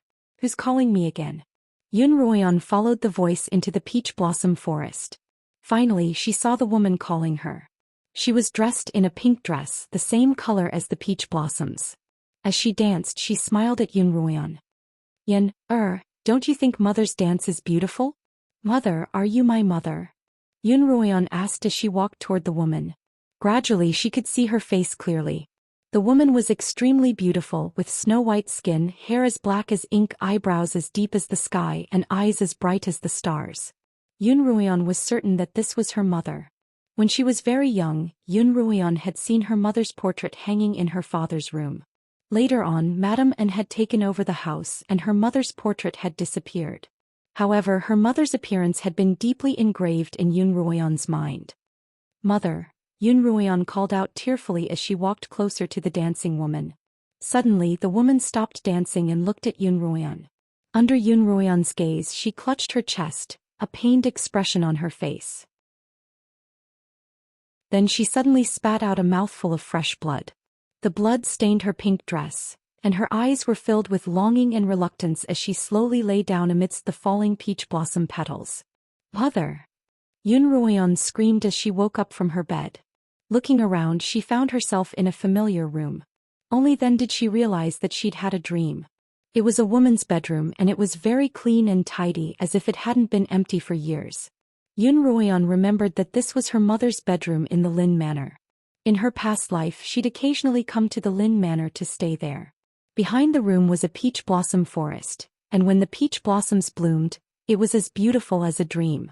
Yun Ruoyan shook her head, trying to shake off the image of her dream. Chiu, mistress, you're awake, Chiu, Chiu chirped in her mind. Yes, that was a good sleep. Yun Ruoyan sat up from the bed, realizing that she was only wearing pajamas. Her own clothes were nowhere to be seen, likely because they were too dirty and had been thrown away. She walked to the closet by the wall and opened it, trying to find a random piece of clothing to wear. Mistress, you've slept for 3 days and 3 nights and the poison in your body has been completely purged. That's wonderful. Chiu sounded very happy. Yun Ruoyan picked up a pink dress from the kitchen and was putting it on when she heard Chiu's words. I slept for 3 days and 3 nights. That's right. She frowned slightly as she muttered to herself. I wonder how grandfather is and if losing so much of his cultivation will affect his body. As for the Yun family, I haven't returned for so long. Do they think I'm dead? Can you're awake? Lin Qingxue's voice came from behind her. Yun Ruoyan turned around to see her, but for some reason Lin Qingxue suddenly froze. Sister Qingxue, what's wrong? Yun Ruoyan looked at Lin Qingxue curiously. Lin Qingxue shivered and hurriedly patted her round cheeks, muttering to herself, haven't I been coming to look at you every day for the past few days? How could I still be mesmerized by your beauty? What a love-struck fool. Sister Qingxue, what's wrong? Yun Ruoyan looked at Lin Qingxue's unusual behavior. She's mesmerized by your beauty. Just then Lin Qingchen walked in with a tray in her hands. She smiled at Yun Ruoyan. That little love-struck fool staring at me every day. You're practically cross-eyed. I'm not. Lin Qingxue covered her face and replied embarrassedly, I only stared at you for half a day. Yun Ruoyan didn't know what the two sisters were talking about, so she stood there silently. Lin Qingchen walked to her side, pulled her arm and said, Jie, let me help you dress, okay? Then without any explanation she pulled her to the dressing table. Sister, look. Lin Qingchen pointed at the crystal mirror for Yun Ruoyan to see. Yun Ruoyan casually turned around, and a beautiful woman appeared in front of her without warning. Her skin was as white as snow, her hair loose, her eyebrows as beautiful as a painting, and her eyes as bright as the stars. Yun Ruoyan slowly raised her hand and touched her right cheek. It was as smooth and white as a newborn baby's. Is this me? She looked at herself in the mirror in disbelief. Chapter 50. That's you, Sister Ruoyan. Lin Qingxue called out from behind them. I wish it was me. Sister Qingchen even said that I'm a love-struck fool, but Sister Ruoyan's the love-struck fool. Yun Ruoyan looked at the face in the mirror that was both familiar and strange at the same time. The face of the woman in her dreams floated up in her mind. Her eyes, nose, and mouth seemed to have been carved from the same mold. Although the two of them looked alike, there were also differences. The woman's eyebrows were light and delicate, and there was an air of gentleness and beauty between them. On the other hand, Yun Ruoyan's eyebrows were thicker, and there was an air of determination between them. So this was what she looked like. When Yun Ruoyan found out that she was a beauty, for some reason she didn't feel too happy. Her heart was calm. She knew that this was what she looked like and that she wasn't as ugly as others thought she was. On the contrary, she was a beauty. However, she also knew that an ugly face could ruin her previous life, but a beautiful face could not fulfill her life in this life. The only thing that could fulfill one's dreams was power. If you were weak, no matter how beautiful you were, you'd be nothing more than a flower in a garden that could be easily plucked off. She, on the other hand, would rather be a phoenix flower on a precipice, a flower that the world could only look up to. Lin Qingchen put Yun Ruoyan's hair into a simple bun, and she took out a pink dress from her closet that suited her figure perfectly. She looked very elegant when she wore it, and the Lin sisters were once again infatuated with her. After washing up, Yun Ruoyan ate a small bowl of porridge that Lin Qingchen had brought over. Lin Qingchen told Yun Ruoyan that Lin Zainan was waiting for her in the study, and she went to the study alone. When Lin Zainan saw Yun Ruoyan, he froze for a long time as if trying to recall something. After a long while he slowly began to speak. She's too similar, as if she and Yueme were cast from the same mold. Lin Yueme was the woman in Yun Ruoyan's dreams. When she was a year old, her mother had suddenly contracted a strange illness and passed away. That was when Yun Ruoyan's nightmares began. Grandfather, how are you feeling? Yun Ruoyan's concerned voice pulled Lin Zainan back to reality. I'm fine. He waved his hand and said carelessly, it's just that my cultivation has dropped from a 5th rank alchemist to a 3rd rank. In the future I can only refine some low-rank pills. Fortunately, I've always said that I'm in seclusion these past few years, and I almost never refine medicine for others, so I'm not afraid of being exposed. Yun Ruoyan's heart was moved, but she couldn't express it in words. She could only hold her grandfather's hand tightly. Lin Zainan patted her hand in relief. I'm even happier to see you like this than when I broke through to the 6th rank. Weme will be happy too. Lin Zainan's expression became sad. He continued, Yume's life is bitter and unlucky. Child, you have to work hard. Grandfather will help you. Grandfather, I was only 1 year old when my mother died. I don't have any memories of her. Yun Ruoyan's heart skipped a beat.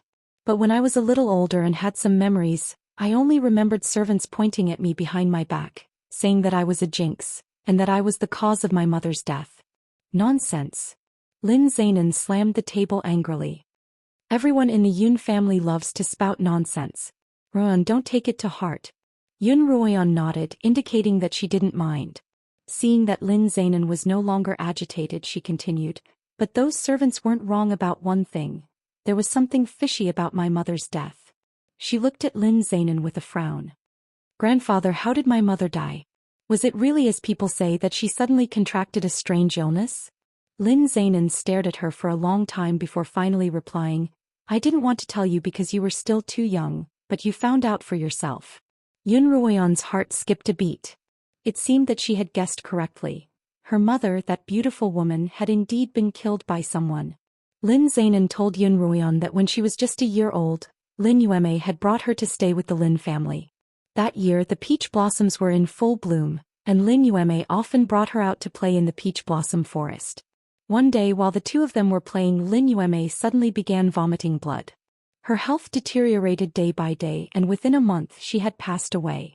At the time, Lin Zainan had been attending an alchemy competition in the Yu Kingdom. By the time he returned, Lin Yueme had long since been buried, and he had been brooding over this matter ever since. Although I had my suspicions at the time, Yume's illness had occurred in the Lin manor, and I had no reason to question her. Moreover, at the time your first and second uncles had suddenly left home, and your first aunt had gone out to look for them, but she still hasn't returned. Your second aunt passed away in an accident, and your grandmother, worried about her children, fell seriously ill and passed away not long after. In those few years the Lin family was in constant turmoil, and this matter has been on my mind ever since. Yun Ruoyan's first uncle Lin Tianming and second uncle Lin Tianhai were the fathers of Lin Qingchen and Lin Qingxue. Both of them had suddenly left home when the Lin sisters were very young, and their mothers had also left them. As a result, the Lin sisters were just as pitiful as Yun Ruoyan. Lin Zainan continued, 2 months ago, you came to tell me that you'd been poisoned. Only when I tried to detoxify you did I discover that the poison in your body was quite peculiar. Peculiar? How so? Yun Ruoyan clasped her hands tightly together and leaned forward. She looked at Lin Zainan, afraid that she would miss a single word. The poison in your body wasn't directly inflicted on you. Lin Zainan's snow-white brows were tightly knitted together as he looked at Yun Ruoyan. The poison in your body came from the womb. Womb poison? Grandfather, what do you mean? What I mean is that your mother was poisoned when she was pregnant with you, but the poison wouldn't immediately kill her. Instead, it would silently conceal itself within her body, and in the process, it would enter your body while you were still in her womb. After hearing this, Yun Ruoyan felt her hands tremble, her legs tremble, and her entire body tremble. Who would be so malicious as to harm her mother in such a manner? Even as she was still in her womb, they wouldn't let her off. Grandfather. Yun Ruoyan suppressed the anger in her heart as she looked at Lin Zainan. Do you know who poisoned her? Your mother has always been a gentle and kind child, and I really can't think of anyone who would use such a vicious method to harm her. Lin Zainan sighed, seeming to have aged a great deal in an instant, and even his straight back seemed a little bent. I'd originally intended to investigate on my own, but now that you've found out as well, we'll find the culprit together. Yun Ruoyan abruptly stood up from her chair, seemingly talking to Lin Zainan, but also to herself. I swear that I'll find this culprit, and I'll make him pay back to me and my mother 10-fold, 100-fold. Lin Zainan looked at his grandson and nodded slowly. Just as the two of them were talking, there was a knock on the door. Grandfather, the Yuns are here again to urge Miss Ruoyan to return to the Yun household. Lin Bo's voice came from outside. Tell them that Ruoyan's injuries haven't healed yet and send them back, Lin Zainan said impatiently. But, Lin Bo replied awkwardly. The Yuns said that if Miss Ruoyan doesn't return today, she'll never be able to return. Lin Zainan slammed his fist on the table. That Yun Lan. After Yueme's death, he no longer cares about me. Tell the Yuns that we're keeping Ruoyan here. Yes, old master. Uncle Lin replied immediately. Lin Bo, wait. Yun Ruoyan hurried to the door of the study and told Lin Bo, tell them to go back first. Tell them that I'll be back soon. After Lin Bo left, Yun Ruoyan went back to placate the angry Lin Zainan. Grandfather, don't be angry. It wasn't worth it. What a bully. Lin Zainan suppressed the anger in his heart. He was a man of high self-control and he didn't care about ordinary gains and losses. But whenever he thought of Yun Lan, Lin Zainan couldn't help but feel his chest tighten. Run, let me tell you, your mother's good in every way, but her eyes aren't bright enough for her to find a heartless man, Lin Zainan lamented.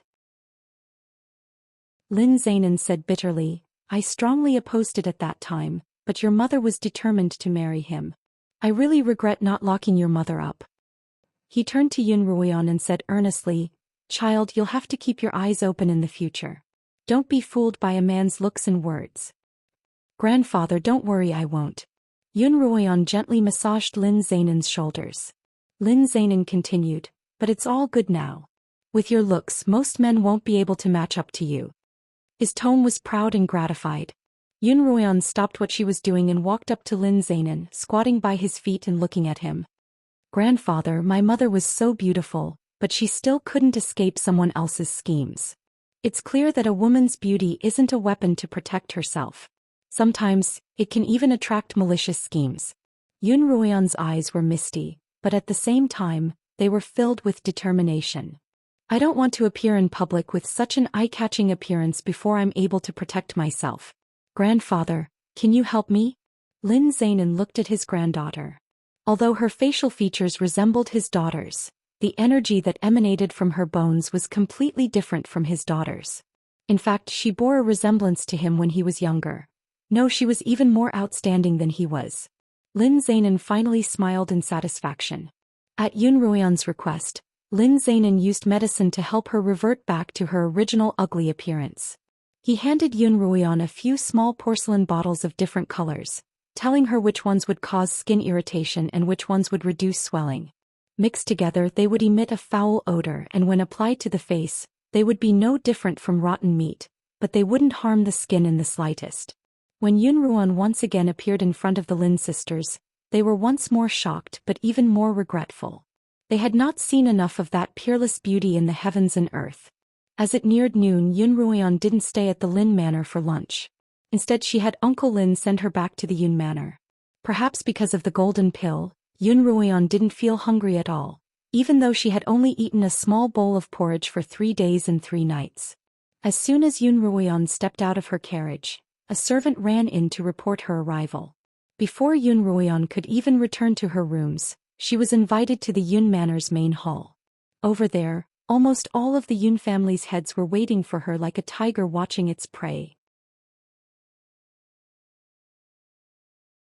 Chapter 51. As soon as Yun Ruoyan walked into the great hall, she saw her grandmother seated at the head of the table as well as her father Yun Lan. Her second aunt, Madame Taeun, sat to her father's right, and her 3 best friends sat on either side of her. In her previous life, Yun Ruoyan had often seen this kind of attitude, but every time she would still be so nervous that she didn't know what to do. No matter what others said, she would always act like a yes man. As for her past self, she couldn't help but feel a complex mix of anger and sorrow at her misfortune. She was the grandson of the Lin family and the daughter of the Yun family. She originally had a beautiful mother and could have been pampered for a lifetime, who had taken everything away from her. Yun Ruoyan's gaze swept across every single one of her so-called family members.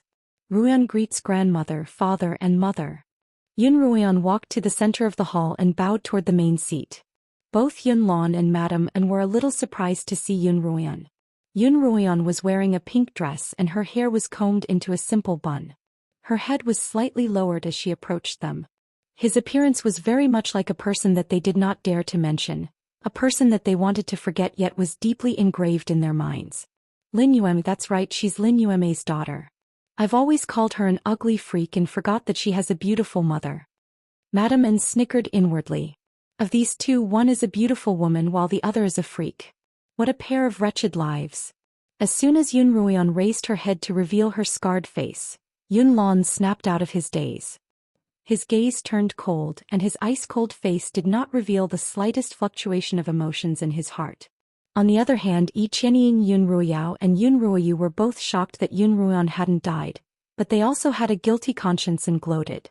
For a moment, his emotions were complicated and indescribable. Ruoyan, have your injuries healed? The old matriarch broke the silence, her yellow eyes glancing at Yun Ruoyan before landing on the agate ring on her finger. Yun Ruoyan bowed to her grandmother once more. I'm almost there. Thank you for your concern, grandmother. Since you're almost fully recovered, let's talk about the situation in the secret realm. I heard from your sisters that you got separated. Our whole family was worried about you for a long time. I didn't expect you to go to the Lin family. Madame An glanced at Yun Ruoyan. If someone hadn't seen you enter the Lin's manor and informed us, would you still have been planning on returning? Mother. When I came out of the imperial territory, I suffered a minor injury, but I'm afraid I'll have to deal with it. The family's carriage came back first, so I followed my cousins to my maternal grandparents' house. I wanted to come back immediately, but grandfather felt sorry for me and asked me to stay for 2 days. She continued with some self-blame. Ruoyan has made everyone worried. I apologize to everyone here. Madam N hadn't seen Yun Ruoyan for nearly half a month, and she had long since forgotten how eloquent Yun Ruoyan was. All she remembered was that Yun Ruoyan had always been a pushover, but she hadn't expected Yun Ruoyan to be so well-spoken. Madam N took a sip of tea and forced her expression to calm down. I heard that you obtained a treasure that you were supposed to hand over to the family. Have you forgotten? Yun Ruoyan raised her head and looked at Madam N with her bright eyes. Mother, who told you that I obtained a treasure? Madam N was just about to speak when Yun Lan snorted and turned to her. There's no need for parents to beat around the bush. Then he turned to Yun Ruoyan with a pair of dark eyes. Yen, let me ask you, did you abandon your 3 sisters in the imperial territory and escape by yourself? Hearing this, Yun Ruoyan laughed coldly.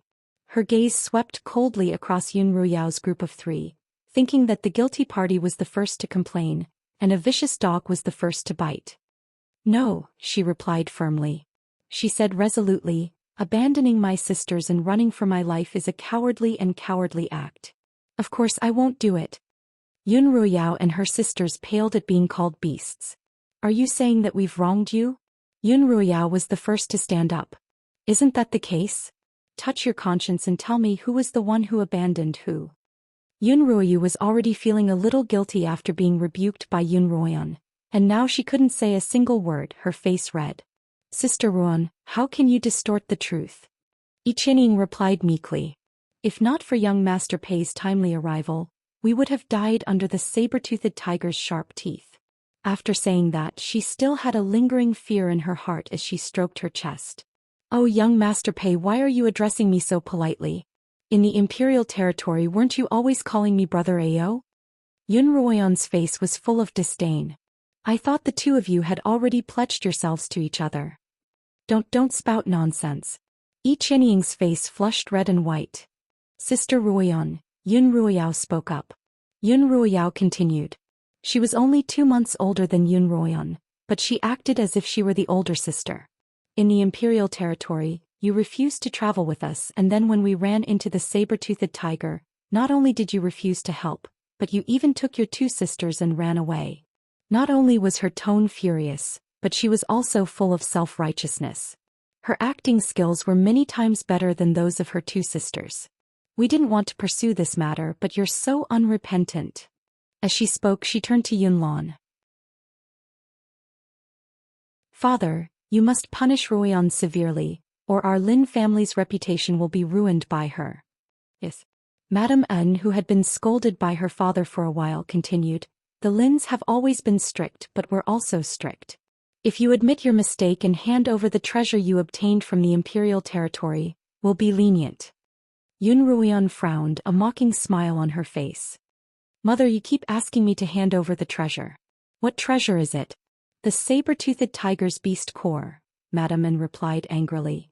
You're still refusing to admit it? You didn't give it to the Lins, did you? Yun Ruoyao and the others hadn't seen Yun Ruoyan kill the saber-toothed tiger, but they had seen the tiger's teeth on Zhui Yifeng's body. As a result, they deduced that Yun Ruoyan had killed the tiger and taken its beast core. On the other hand, Yun Ruoyan hadn't returned directly to the Yun household after leaving the imperial territory, but rather to the Lins. As a result, no matter who had obtained the beast core, as long as Yun Ruoyan didn't hand it over, the blame would be placed on her. Not handing over such a precious treasure to the Lins would be considered a traitor, and in serious cases, one would be expelled from the family. If they couldn't kill you, they'd chase you far, far away. What the eye doesn't see, the heart doesn't grieve over. You must have given the beast core to the Lins. As soon as we entered the imperial territory, you refused to travel with us, instead treating the Lins like sisters. Yun Ruoyu retorted angrily. Sister Ruoyu, you must have forgotten that your surname is Yun, and you're already thinking of yourself as a member of the Lins. Yun Ruoyan's expression changed and she looked sharply at Yun Ruoyu. Sister Ruoyu, do you have any proof for what you're saying, or it'll be slander? Yun Ruoyu couldn't help but feel a little breathless under her gaze, but she stubbornly insisted, if you don't admit it, then hand over the beast core. She seemed certain that Yun Ruoyan wouldn't be able to hand over the saber-toothed tiger's beast core. As expected, Yun Ruoyan replied, I can't right now. Yun Ruoyu turned to Yun Lan and Madam and Father Mother, what do you think? We're not slandering her, are we? Ruoyan. Madame Anne's face darkened, but her lips curled into a mocking smile. You're eating the Yun family's food and living in their house, but you're giving away the treasure you've obtained to someone else. Such a traitorous act, it's really the same as your mother. Enough. Yun Lan stood up from his seat, stopping Madame Anne in time. However, his cold gaze remained fixed on his daughter, Yun Ruoyan. Yan. He walked up to Yun Ruoyan and called her by her nickname.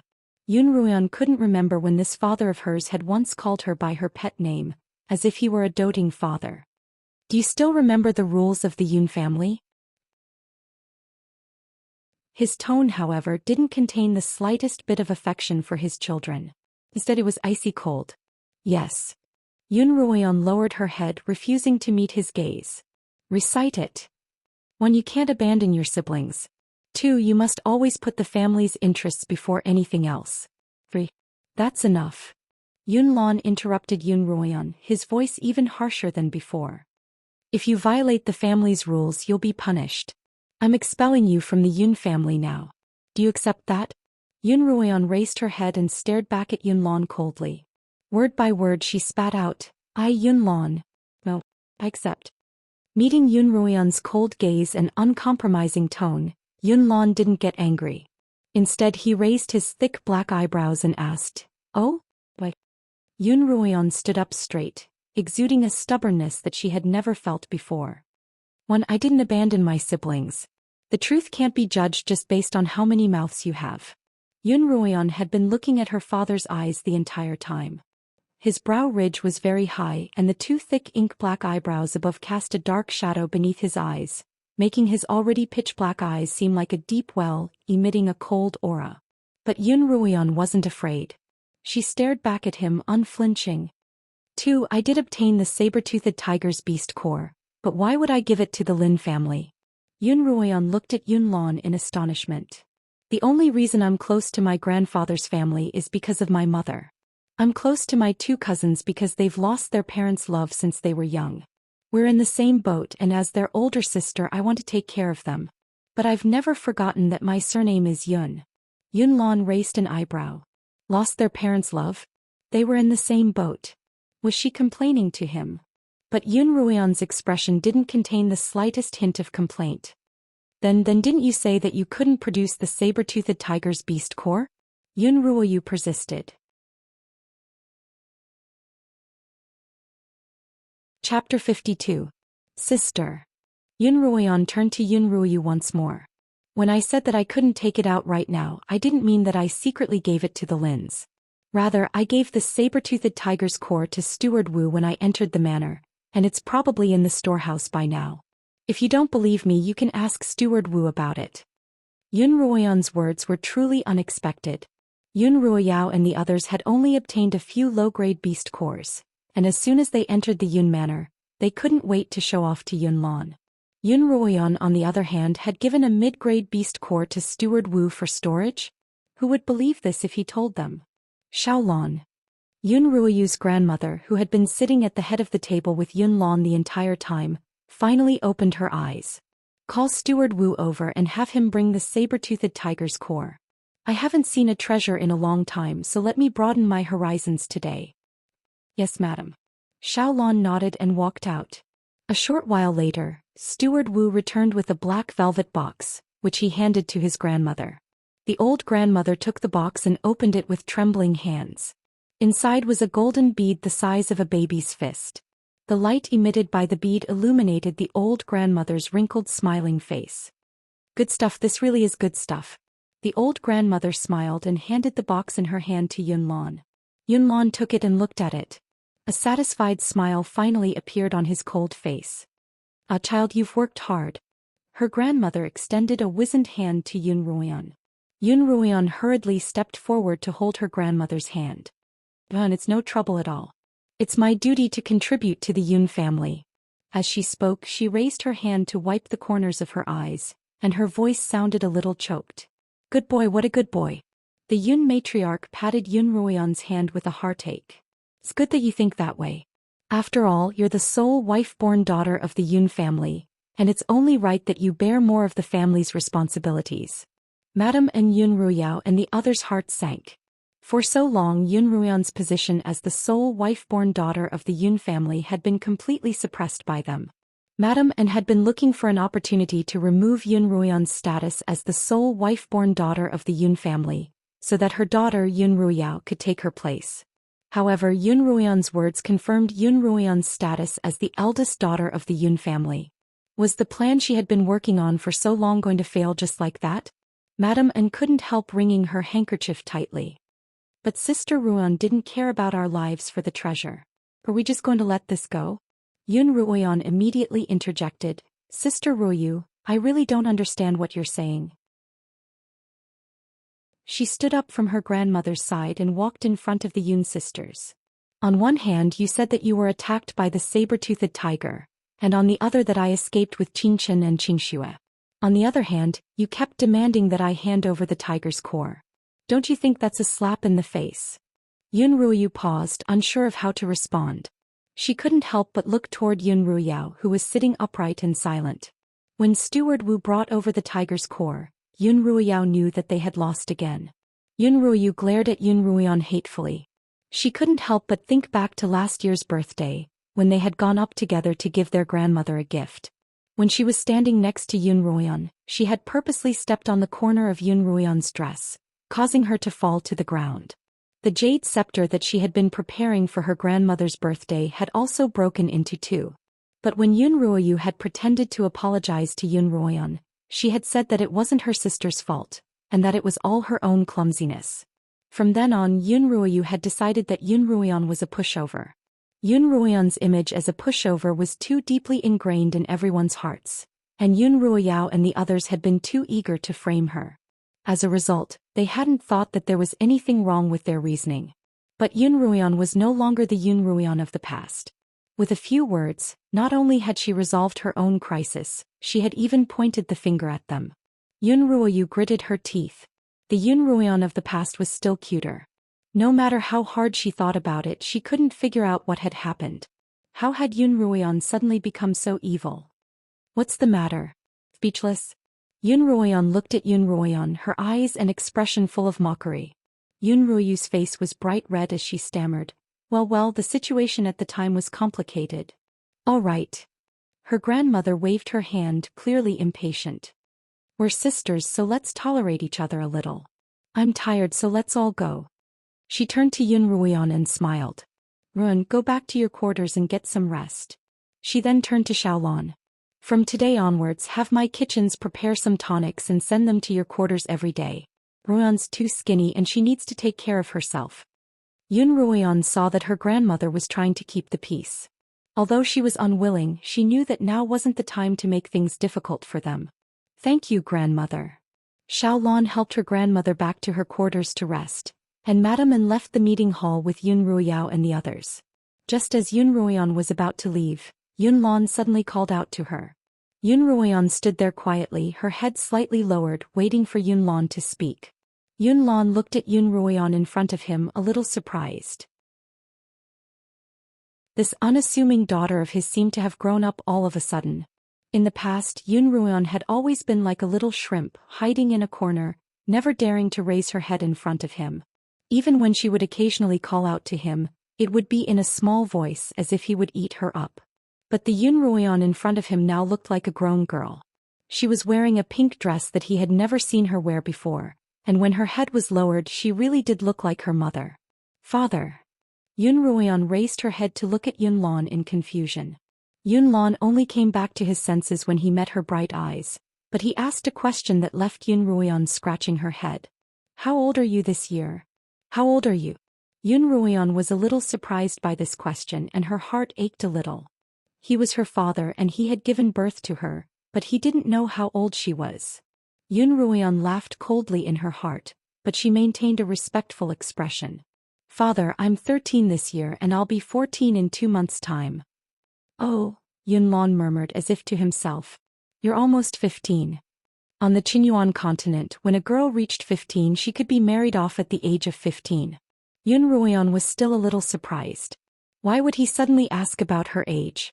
That's all. You may leave. Yunlan waved his hand. Yunruoyan nodded and turned to leave. Yunlan looked at Yunruoyan's back and suddenly sighed. He couldn't help but feel that it was a pity that a birthmark had ruined his daughter's beauty. If not for this birthmark given Lin Yueme's beauty, even if her daughter only inherited a tenth of her beauty, she wouldn't be too bad. In that case, given her status as the sole wife-born daughter of the Yun family, it wouldn't be impossible for her to marry into the palace. He narrowed his eyes and suddenly thought of something. The corners of his mouth couldn't help but curl up. When Yunruoyan returned to her rooms, Peony and Xilan were naturally overjoyed to see her.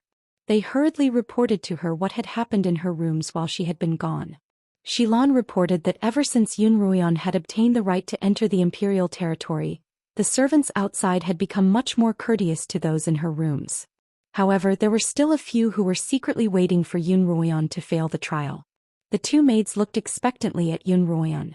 Ever since Yunruoyao and the others had returned, the two maids had been like ants on a hot tin roof. Every day they would go out and ask about their mistress's condition. Finally, Yunruoyan's return had come.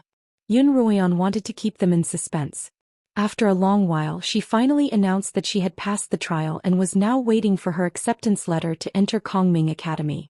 Another round of cheers erupted from Ting Lan Yuan's courtyard. Peony said that ever since Yunruoyan had cleaned up the household, her rooms had become much quieter. Hearing Peony's words, Yunruoyan couldn't help but think of Madame Anne's maid Ling Lan, and asked about her condition. Peony said that Ling Lan was rather well behaved. Because Yunruoyan wasn't present, Madame Anne hadn't ordered her to do anything. As Yunruoyan nibbled on the fresh green bean cake on the table, she thought about how she'd made Madame Anne suffer once more today, and she was sure to make her move soon. Ling Lan would soon be of use to her, and Peony would have to keep a close eye on her. Chiu. Just as Yunruoyan was thinking about this, Chiu's voice rang out in her mind. Mistress, you've just gotten rid of the poison in your body, so these next few days are a good time to cultivate. Don't delay your cultivation. Chiu's reminder caused Yunruoyan to immediately set aside her complicated thoughts. She told herself that while she searched for the culprit behind her and her mother's deaths, she couldn't delay her cultivation. Even if she found the culprit, she had to have the ability to exact revenge. Then she had Xilan prepare some hot water for her to wash away her exhaustion before beginning to cultivate. As for Douyu, who Yunruoyan and Lin Qingchen both loathed, after Yunruoyan had shaved off the hair bun that he had kept for 17 years, he had been running around with his hair disheveled and lost his way in his haste. When night fell, he found a random patch of grass and lay down, lamenting his bad luck. When the scene of Yunruoyan and Lin Qingchen bathing appeared in his mind again, he couldn't help but shiver. He had thought that he had met with luck, but he hadn't expected to meet two female water ghosts who had used some kind of sorcery to shave him bald. How would his brothers laugh at him if they saw him? Just as he was in a daze, he suddenly heard a faint cry for help. Help, help. The voice was very soft and intermittent. Douyu woke up from his dream with a start. Who is it? He sat up from the grass and asked in a small voice. Help, brother, help me. Hearing that there was a response, the voice immediately grew louder. Douyu walked in the direction of the voice, trembling with fear. Moonlight shone through the gaps in the trees, and he saw the slender figure of a woman lying on the ground. In the past, if he had seen a woman lying on the ground crying for help, he would have pounced on her without hesitation. But because of his experience during the day, he was a little afraid.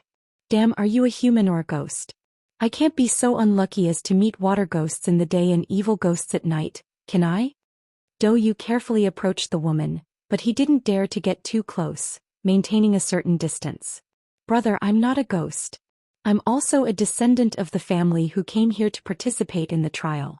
I was harmed by a scoundrel and was seriously injured. Brother, please save me. As the woman spoke, she slowly raised her head. With the help of the moonlight, Douyu saw a woman's face, stained with blood but still beautiful. This beautiful woman was none other than the Yu maiden whose heart had been pierced by Pei Zio's dagger, Jean Fei.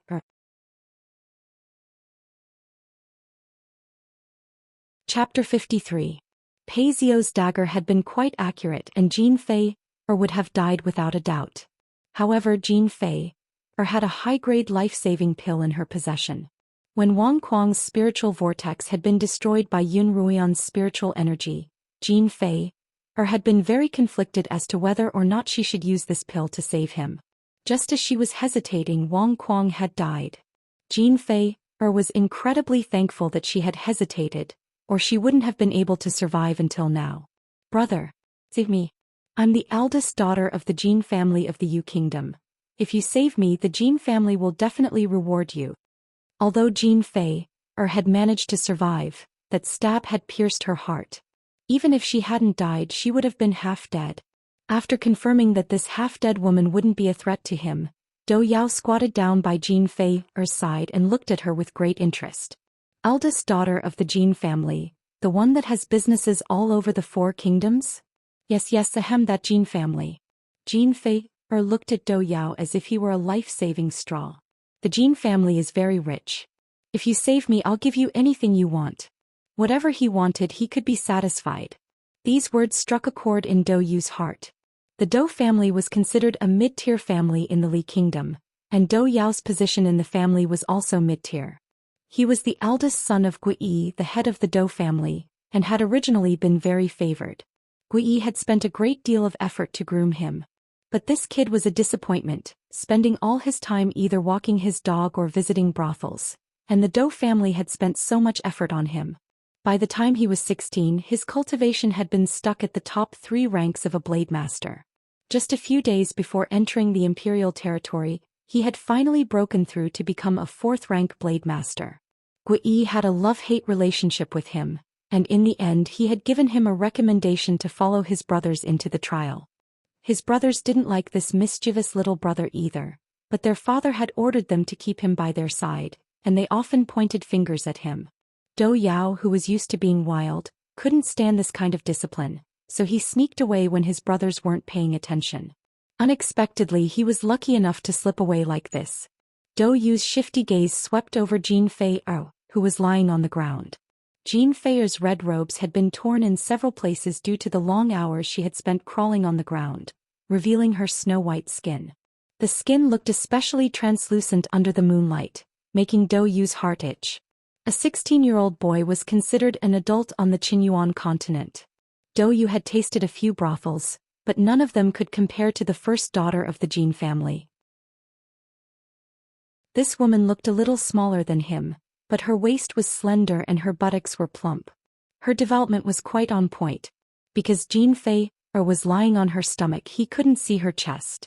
However, from the rest of her body he could tell that it wasn't small. Dou Yao couldn't help but wipe the drool from the corner of his mouth. Jin Fei was a smart person, and quickly noticed the dirty thoughts in Dou Yu's eyes. But this strange, disheveled, monkey-like man was her only hope. She could only grit her teeth and swallow her blood. Brother, my injuries are very serious and I'm barely alive. If you're not willing to save me, I'm afraid I won't live to see tomorrow morning. Her voice was full of misery and despair. Dou Yu, who had always been protective of the fairer sex, immediately felt a surge of manliness. Sister, don't worry. With me here, I won't let anything happen to you. As he spoke, Dou Yao picked Jin Fei up and pinched her supple buttocks to soothe his aching heart. Dou Yu helped Jin Fei up and tended to her wounds. He found that her injuries were indeed quite serious.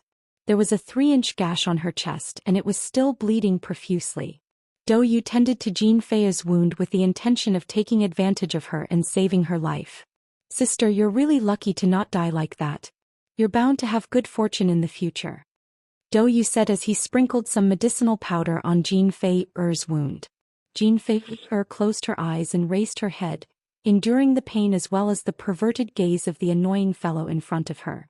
In her heart she had already cut Pei Zhou, Yun Ruian and the others into pieces. Yun Ruian, Pei Zhou, the Yun Pei and Lin families, just you wait. When I, Jin Fei, get out of here, I'll tear you to shreds. Yun Ruian cultivated in her pocket dimension for a day and a night before finally opening her eyes.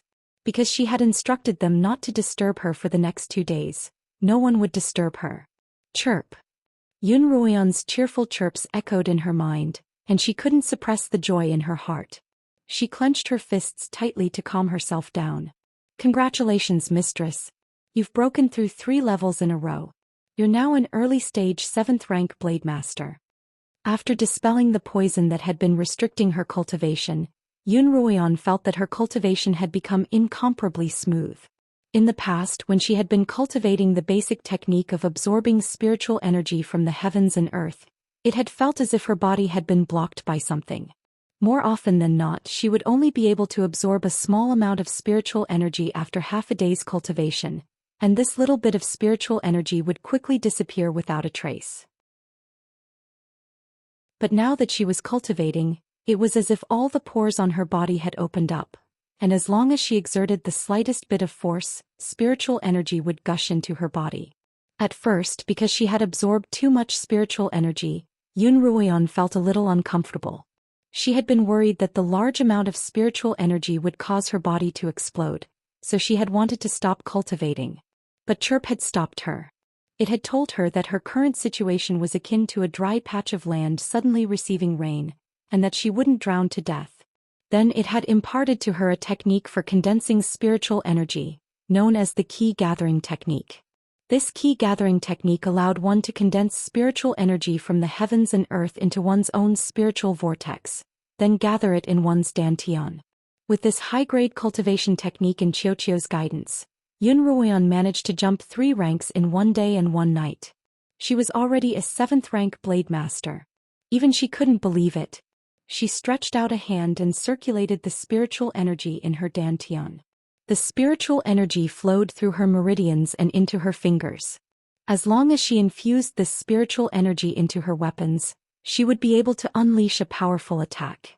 Yun Ruoyan curled her fingers up one by one, slowly clenching them into a fist. Chirp, if I were to activate the bracelet's power right now, wouldn't I be able to surpass 9th rank? According to Xiaoqiu, the bracelet's pocket dimension could double the user's spiritual energy.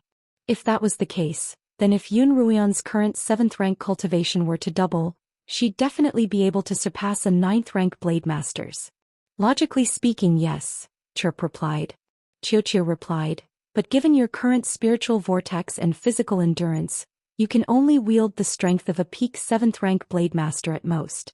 If you forcibly use the bracelet's power to increase your cultivation, you'll be in danger of exploding. Yun Ruoyan's heart, which had been fluttering in the wind despite her best efforts to suppress it, suddenly dropped. It seemed that becoming a truly strong cultivator in a day wasn't going to be so easy. Alright, I understand. Having experienced so many ups and downs, Yun Ruoyan was able to quickly calm down. Moreover, as a 7th rank blade master, she was practically invincible among the younger generation of the Yun family. Chirp. Mistress, there's someone behind your room. Chirp suddenly warned. Just as Chirp finished speaking, Yun Ruoyan saw the back window open a crack. Who is it? She shouted, wanting to get off the bed to stop the intruder, but it was too late. That person's movements were incredibly fast, and in a blur he was already standing right in front of Yun Ruoyan's room. Yun Ruoyan's movements were equally fast.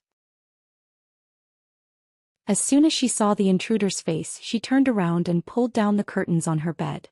Why are you so shy today? Are you afraid to show your face? Li Qianhan's black robe seemed to blend in with the darkness of the night, but his complexion was so fair that Yun Ruoyan was able to see his face clearly. He did not stand on ceremony. After he finished speaking, he sat on the stool and poured himself a cup of tea. With a golden fan in one hand and a teacup in the other, he sat cross-legged, looking at Yun Ruoyan behind the curtains. Why are you here again?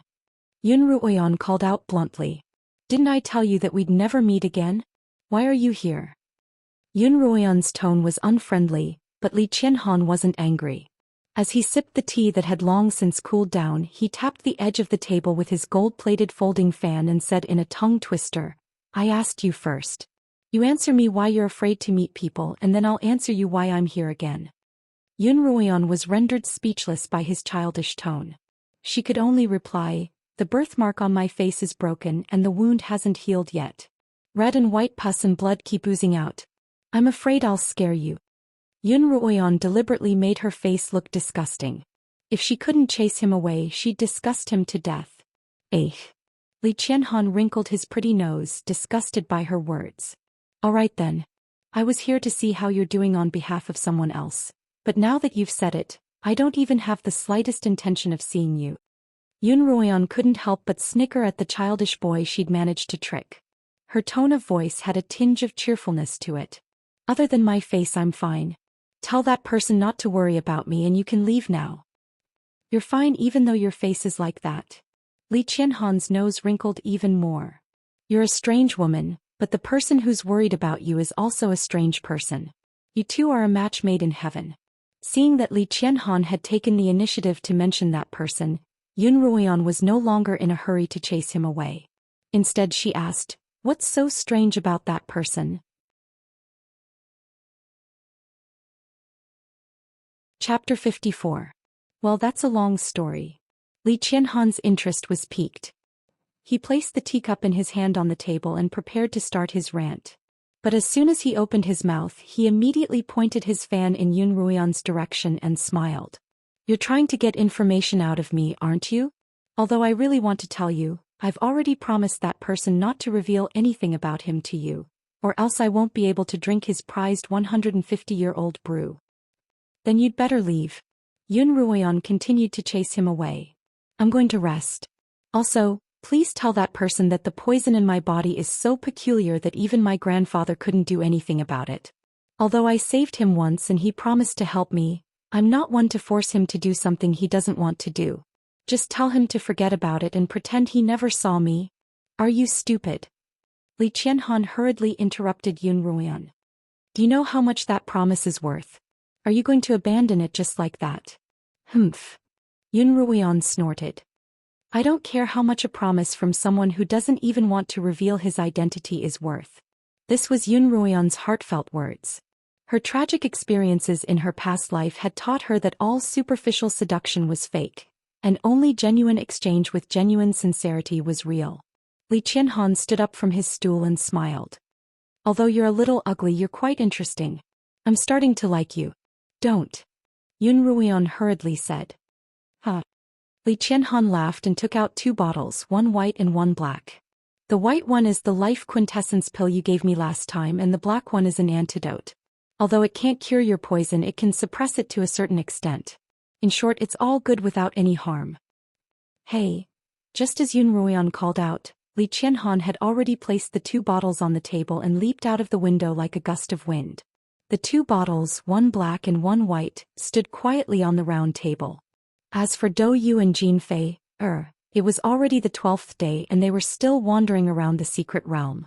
One reason was that Jin Fei's injuries were too severe. Although the wounds had already begun to heal, Jin Fei's weakness hadn't improved in the slightest. For the past few days she could only rely on Dou Yu to carry her. On the other hand, Guiyu deliberately slowed down his pace. Carrying a delicate sickly beauty every day, he didn't feel tired at all. Instead, he enjoyed it very much. If he could have such a beauty on his back all the time, he would really be dissolute even if he became a ghost. As smart as Jin Fei was, of course, she could tell what Dou Yao was thinking, but she didn't dare rush him as she needed his help. She thought to herself that once she got out of the mystic realm, she would definitely make this wretch kneel at her feet and call her great aunt 10,000 times. Only then would she be able to dispel some of the hatred in her heart. Goyilu. While walking leisurely, Dou Yu heard a noise behind him. He turned around and smiled. "Sister, you must be hungry. I'll get you something to eat." "I'm not hungry." Jin Fei looked at Dou Yu's monkey-like grin, and her already stifled heart grew even more stifled.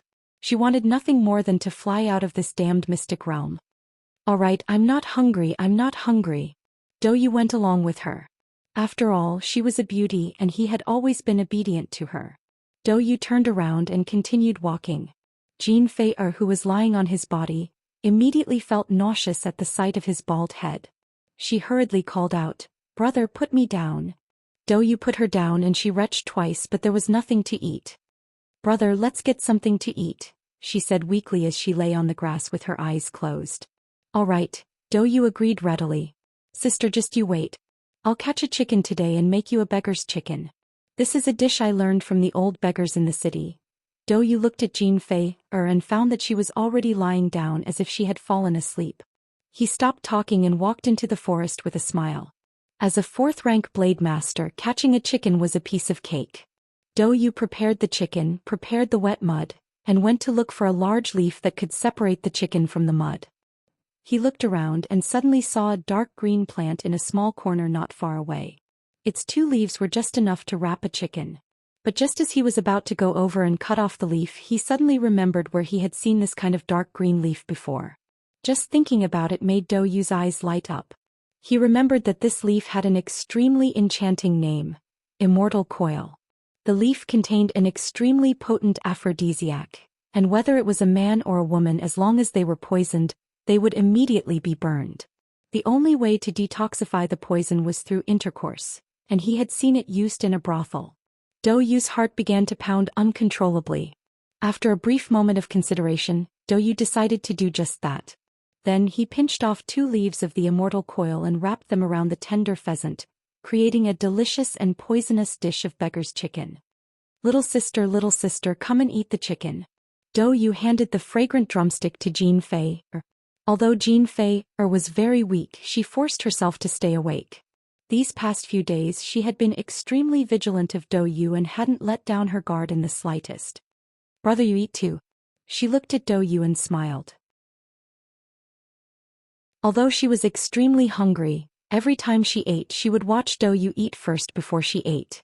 Looking at the fragrant drumstick in his hand, Douyu steeled himself and took a big bite. "Damn it, if I'm poisoned then so be it. There's no one around anyway and I have the antidote in front of me. What's there to be afraid of? Even if I die, I'll die under a beautiful flower. Little sister, come on, try my cooking." Seeing Douyu eat so deliciously, Jean Fei let down her guard and put the drumstick in her mouth. But halfway through the drumstick she felt unbearably hot all over, as if there were ants in her heart. She couldn't help wanting to undo the button that had been buttoned up to her chin. Douyu wasn't much better off, he'd long since taken off his outer shirt. Jean Fei finally realized that there was something wrong with the drumstick in her hand, and she threw it away, looking warily at Douyu. But this time she couldn't look away, because Douyu had become a completely different person in her eyes. "Brother Dou, you're not dead. Brother Dou Fei, I've missed you so much." Jean Fei's weak and soft body suddenly gained strength from her excitement, and she threw herself into Douyu's embrace. "Brother, I missed you too, sister." Naturally, Douyu wouldn't reject her. The heavenly thunder and earthly fire, the 2 fiery bodies immediately intertwined together. When the first rays of the morning sun shone into the room, she got up and began to disguise herself. Because she'd washed away the fake scar on her face before going to bed, she was going to make a new one before Peony came to help her wash up. Taking out the bottles that her grandfather had given her from her pocket dimension, she began to put on her unique makeup in front of a mirror. Following her grandfather's instructions, she poured the black and red powders into a cup of water that she'd prepared beforehand. As soon as the 2 powders mixed in the water, they immediately reacted. The 2 herbal powders, which were originally green in color, immediately turned into a dark red sticky paste. Lin Zainan had told her that she could mix the 2 powders in different proportions to create a paste of different colors. She needed the scar on her face to look better than before, or else it would attract attention if it was too serious. What if her grandmother sent a doctor over to look at her wound? She'd turn it dark red today, then turn it black and fall off in 2 days, and then make another birthmark like before. Yun Ruoyan first applied the ointment that would make her face red and swollen, then applied the sticky substance to the right side of her face. After a short while, the viscous substance dried up and turned into a dark red wound. It was very vivid and lifelike.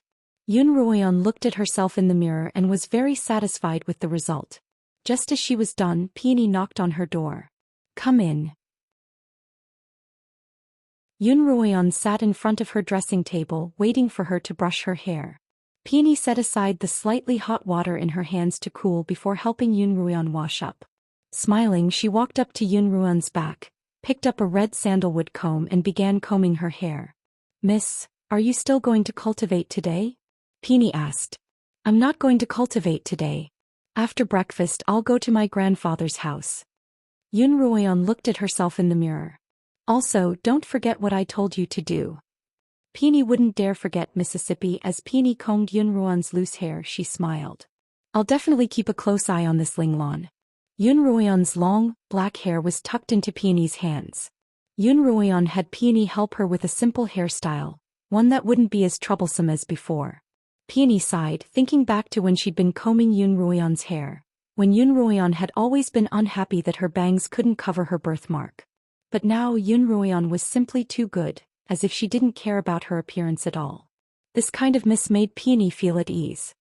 Miss, in the 2 days since you returned from the Imperial territory, I've noticed that your complexion has gotten better and better. Peony smiled. Is that so? Yun Ruoyan smiled back. Both master and servant looked delighted. Miss, for example, although your hair used to be fine, it's even more lustrous now. Also, although your skin used to be fair, it's even more translucent now. Now that the poison that had accumulated in her body over the years had been purged, and her cultivation had jumped 3 ranks, it was only natural that she'd look radiant. As Yun Ruoyan looked at herself in the mirror, she silently told herself, Yun Ruoyan, you'll get even better. After washing up, Xilan brought over a bowl of bird's nest soup and 2 refreshing desserts. Yun Ruoyan's appetite immediately soared. She said jokingly. The sun had risen from the west today and Xilan had actually improved her meals. Xilan also smiled. Miss, I didn't improve your meals. We can't afford a small kitchen, so the old madam had Xiaolon bring it over. Yun Ruoyan nodded and began to eat the bird's nest soup. It was smooth, light, and refreshing, and she closed her eyes in satisfaction. Her gaze landed on the 2 small bottles at the corner of the table, one white and one black. They had been left behind by the black-robed youth from yesterday. Yun Ruoyan reached out and picked up the black bottle. As she casually turned it over in her hands, her fingers accidentally touched a bump on the bottom of the bottle. Yun Ruoyan turned the bottle upside down and discovered that there were 2 words engraved at the bottom. Lisan. She frowned slightly. Who's Lisan?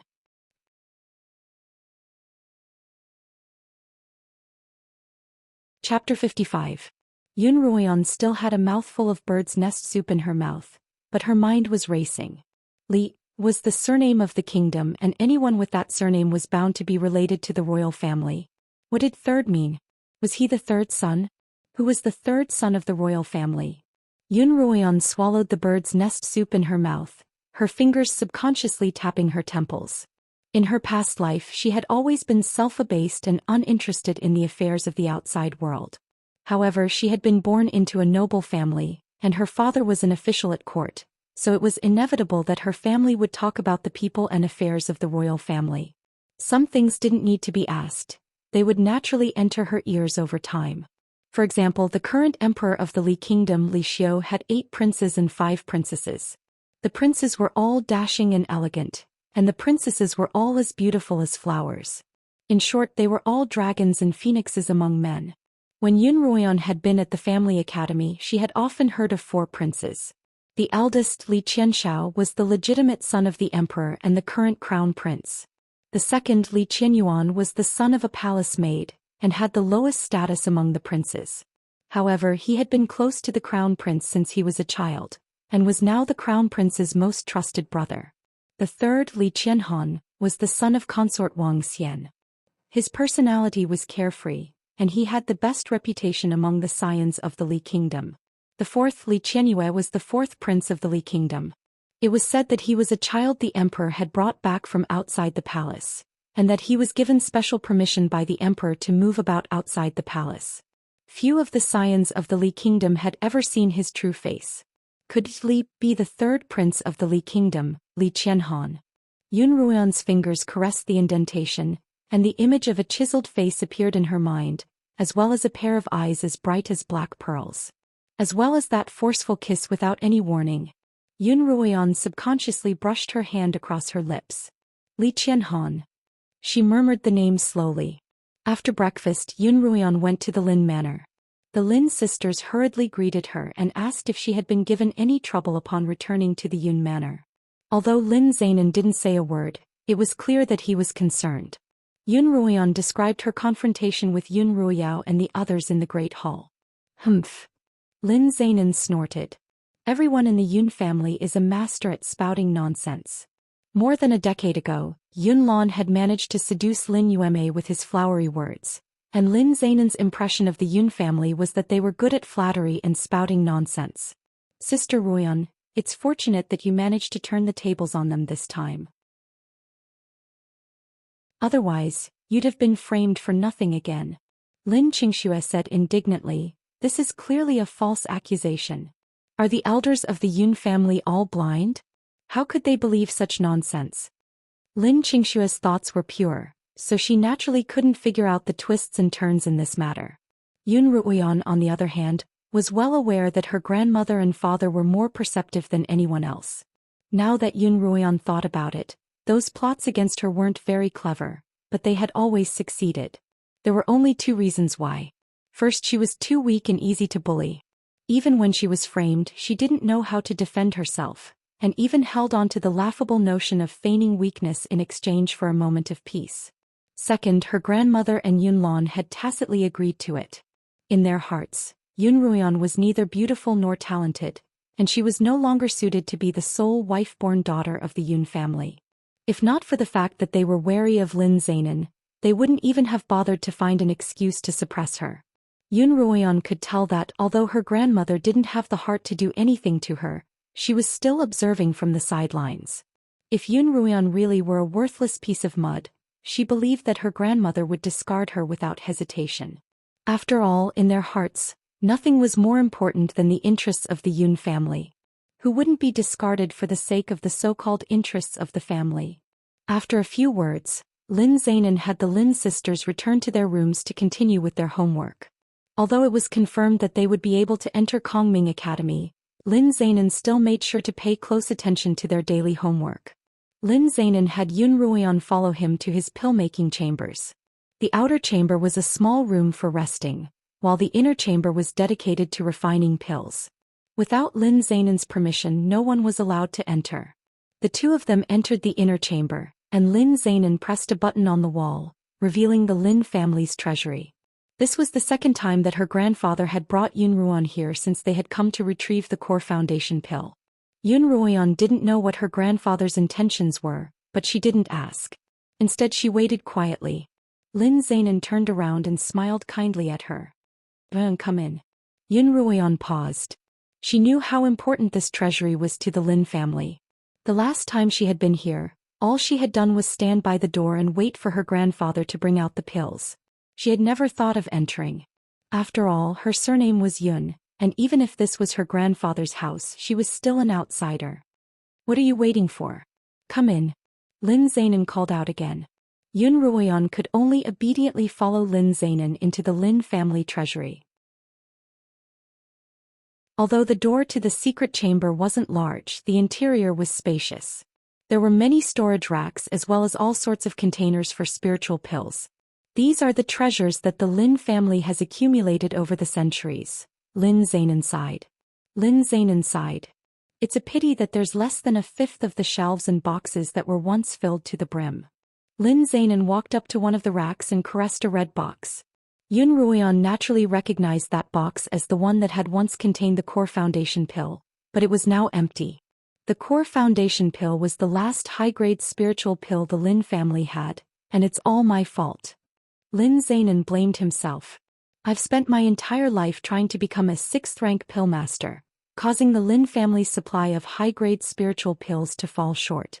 I haven't been able to protect my own flesh and blood, and even now I don't know if your first and second uncles are still alive." "Grandfather," Yun Ruoyan began, "you've done your best for the Lin family. You've done your best for me and for my uncles as well. All these years, in order to find Lin Tianming and Lin Tianhai, Lin Zainan had spent almost half of his fortune. Now, for her sake, he had taken out the family's last high-grade spiritual pill, and then traded his cultivation for an antidote. In an instant he had dropped from a 5th-rank pillmaster to a 3rd-rank pillmaster." Yun Ruoyan looked at Lin Zainan's sorrowful expression, her heart aching. Lin Zainan continued, "I'm old and I can't improve my cultivation any further. Protecting the three of you and the Lin family is my greatest wish. Come over here." Lin Zainan motioned for Yun Ruoyan to come to a shelf, where he took out a white jade box and opened it to reveal a dark green herb. Yun Ruoyan's eyes lit up as she saw a blinding light swirling around the herb. "Grandfather, what's this?" Yun Ruoyan's eyes suddenly lit up, and the expression on her face fell into Lin Zainan's eyes. He couldn't help but be delighted. Instead of answering, he asked, "Ruoyan, can you tell what's different about this herb?" "Yes," Yun Ruian replied. There's spiritual energy flowing around it and it's beautiful. She couldn't help but smile. It's as if a meteor were falling on it. Grandfather, what kind of herb is this? If it could condense spiritual energy on its own, wouldn't it be like the wild vines in the Huang family's imperial territory? Lin Zainan shook his head. This is a treasure of the Lin family, a spirit-testing herb. There are only 2 stocks in the entire Li kingdom. One in Kongming Academy and the other in the Lin family. He looked at Yun Ruian excitedly. To most people this spirit-testing herb is just an ordinary herb, but those who are talented in pill-making can see the light flowing around its surface. The more talented one is, the brighter the light they'll see. Only after entering Kongming Academy and reaching the 7th rank would the scions of the Lin family be qualified to use the spirit-testing herb to determine their talent, and then enter the pill-making hall to be nurtured. The Lin family, on the other hand, could use the spirit-testing herb to determine whether or not their scions had talent for pill-making. Nurtured from a young age, they naturally had many advantages. This was also the main reason why the Lin family had been able to stand as a pill-making family for 100 years. Lin Zainan had also brought the Lin siblings to see the spirit-testing herb. In Lin Xianxia's eyes, the spirit-testing herb was just an ordinary herb, and Lin Xianxia could only see a faint white glow on its surface. Yun Ruian turned her gaze from the spirit-testing herb to Lin Zainan. Grandfather, are you saying that I have talent for pill-making? Of course. Lin Zainan replied confidently. You've always had it, but because of the poison's suppression, it was temporarily dormant. Now, however, your talent has been awakened. Actually, before Yun Ruian was even a year old, Lin Zainan had brought her to see the spirit-testing herb, but she had been too young to remember it. At the time, Lin Zainan had carried her with one arm and opened the box with the other. Yun Ruian had immediately pointed at the spirit-testing herb and cried out, "Star, star, star." At the time, Lin Zainan had told Lin Yueme that Yun Ruian was extremely talented as a pill master, and that she would likely become a great pill master in the future. At the time, he had felt that it was a pity that because he didn't like the Yun family, he wouldn't be able to personally nurture such a good seedling. All he could do was tell Lin Yueme to have the Yun family nurture Yun Ruian well. What he hadn't expected was that after Lin Yueme's death, Yun Ruian would deteriorate day by day. Although his heart ached for her, there was nothing he could do. Fortunately, Yun Ruian had finally regained her youthful splendor, and he was confident that his granddaughter's future would be extraordinary. Today, from the moment you walked in, I could tell that you were in high spirits. Lin Zainan stroked his white beard and smiled. Did your cultivation improve again? Indeed, I can't hide anything from you, grandfather. Yun Ruian raised her right hand, her middle finger and index finger pressed together, and spiritual energy pulsed between them. Lin Zainan's eyes widened in disbelief. Ruian, you're able to release spiritual energy from your body? Only a 7th rank blade master can do that.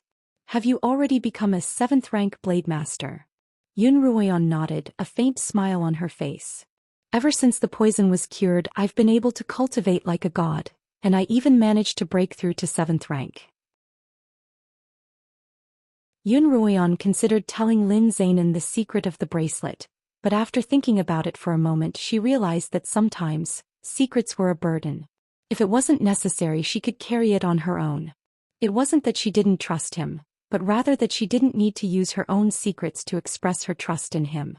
She also believed that there was no need for such a relationship between her and her grandfather. That's wonderful. Lin Zainan couldn't help but pat Yun Ruian's shoulder and laugh. Your mother is watching over you. Now that you're a 7th rank blade master, you can begin cultivating as a pill master. Grandfather, I've waited for so many years and I can finally accept a good disciple.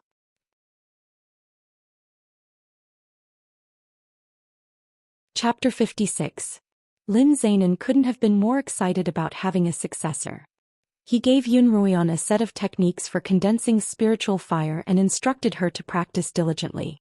He also reminded her that condensing spiritual fire wasn't something that could be done in a day, and that she had to work hard but not rush it. After receiving the technique, Yun Ruian had lunch at the Lin Manor before heading back to the Yun Manor. From today onwards, she would have to focus on condensing spiritual fire in addition to her blade master training. Time was also very tight.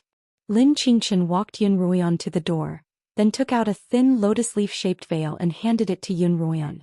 "What's this?" Yun Ruoyan asked as she held the veil in her hands. "I made this."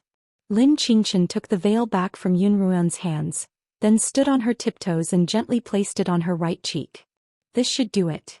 Yun Ruoyan touched the veil on her face, wanting to laugh. "Sister Qingchen, you know that the scar on my face is fake and you're just trying to scare people. Wouldn't it not be able to fool people if we covered it up?" "I know." Lin Qingchen smiled.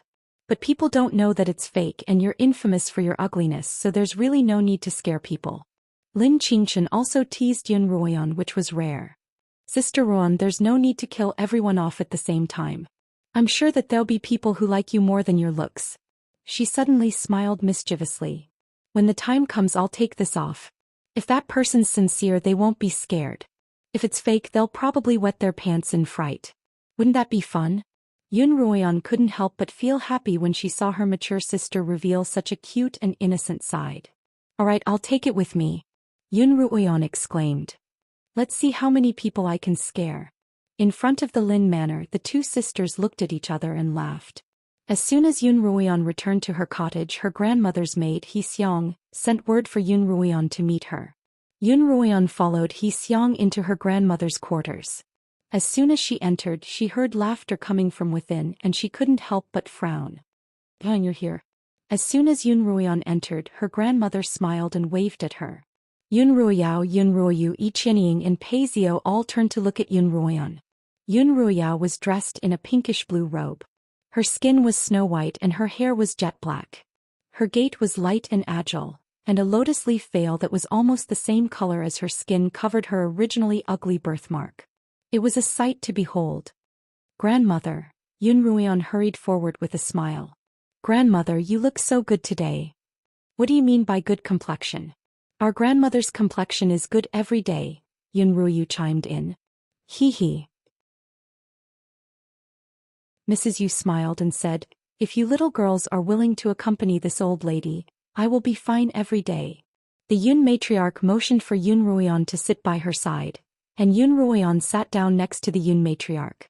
"Ruoyan, why are you covering your face? Has it gotten worse?" The Yun matriarch tugged on Yun Ruoyan's hand. "When I saw your face earlier, I wanted to find a physician, but I didn't want to disturb you because you needed to rest, so I delayed it. Why don't we do it today?" The Yun matriarch was about to call for a physician when Yun Ruoyan hurriedly said, "There's no need, grandmother. Grandfather's already examined me while I was at the Lin's, and he even prescribed some medicine for me." Yun Ruoyan removed the lotus leaf veil from her face, revealing the dark red scar. Although it was no longer oozing pus, it was still red and swollen, and it was still uncomfortable. Only then did Yun Ruoyao and the others smile. She was still the same ugly girl from before. "Grandmother, it's much better now. In a couple of days it'll scab over and it'll be as good as before," Yun Ruoyan said. "All right, of course it's the best medicine." The Yun matriarch's eyes were filled with regret. Even if she were to return to her former appearance, there would still be a flaw that couldn't be fixed. "Sister Ruoyan," Pei Zio called out. Ever since Yun Ruoyan had entered the room, his gaze had subconsciously landed on her. "It's been a long time since I last saw you after the expedition. I heard that you were injured, Sister Ruoyan. Are you all right now?" "Yes, I'm fine. Thank you for your concern, young Master Pei," Yun Ruoyan replied politely. In the imperial territory, she had made her killing intent so obvious, but Pei Zio was acting as if nothing had happened. What was he up to? "As long as you're fine, as long as you're fine." Pei Zio stood up from his seat and took out a scepter that was about 1/2 foot long. He said to the Yun matriarch, "This is a diamond scepter that my father recently forged. He knows that grandmother likes it, so he ordered me to give it to you to play with." The Yun matriarch loved scepters, and her weapon of choice had been a 2-foot-long scepter when she was young. Although she no longer fought with others, her fondness for the scepter had only increased. "Really? Let me have a look." The Yun matriarch motioned for Xiaolon to take the scepter. "Not bad." The Yun matriarch held the scepter in her hands and smiled. "Elder Pei, may I trouble you to use your spiritual energy to forge this for me? My father said that when I was injured he was a little impatient when he came to the Yun household and offended you. This is a gift of apology, and if you accept it, it would mean that you've forgiven me for my rudeness." Pei Zhou bowed humbly. It's understandable that he's anxious for his son. The Yun matriarch handed the scepter to Xiaolon. It's just that Ruoyan was put in a difficult position that day. You know how precious that core foundation pill is. Yes. Pei Zhou hurriedly turned around. I've always wanted to thank you for saving my life, Ruoyan, but I've never had the opportunity to do so, and we didn't interact much in the imperial territory. Yun Ruoyan could tell that he was trying to hide what had happened in the imperial territory from her, and she knew that she wouldn't be able to explain herself if the truth were to be revealed, so she went along with his story. Don't mention it, young Master Pei, Yun Ruoyan replied coolly, but in her heart, it's only a matter of time before I kill you.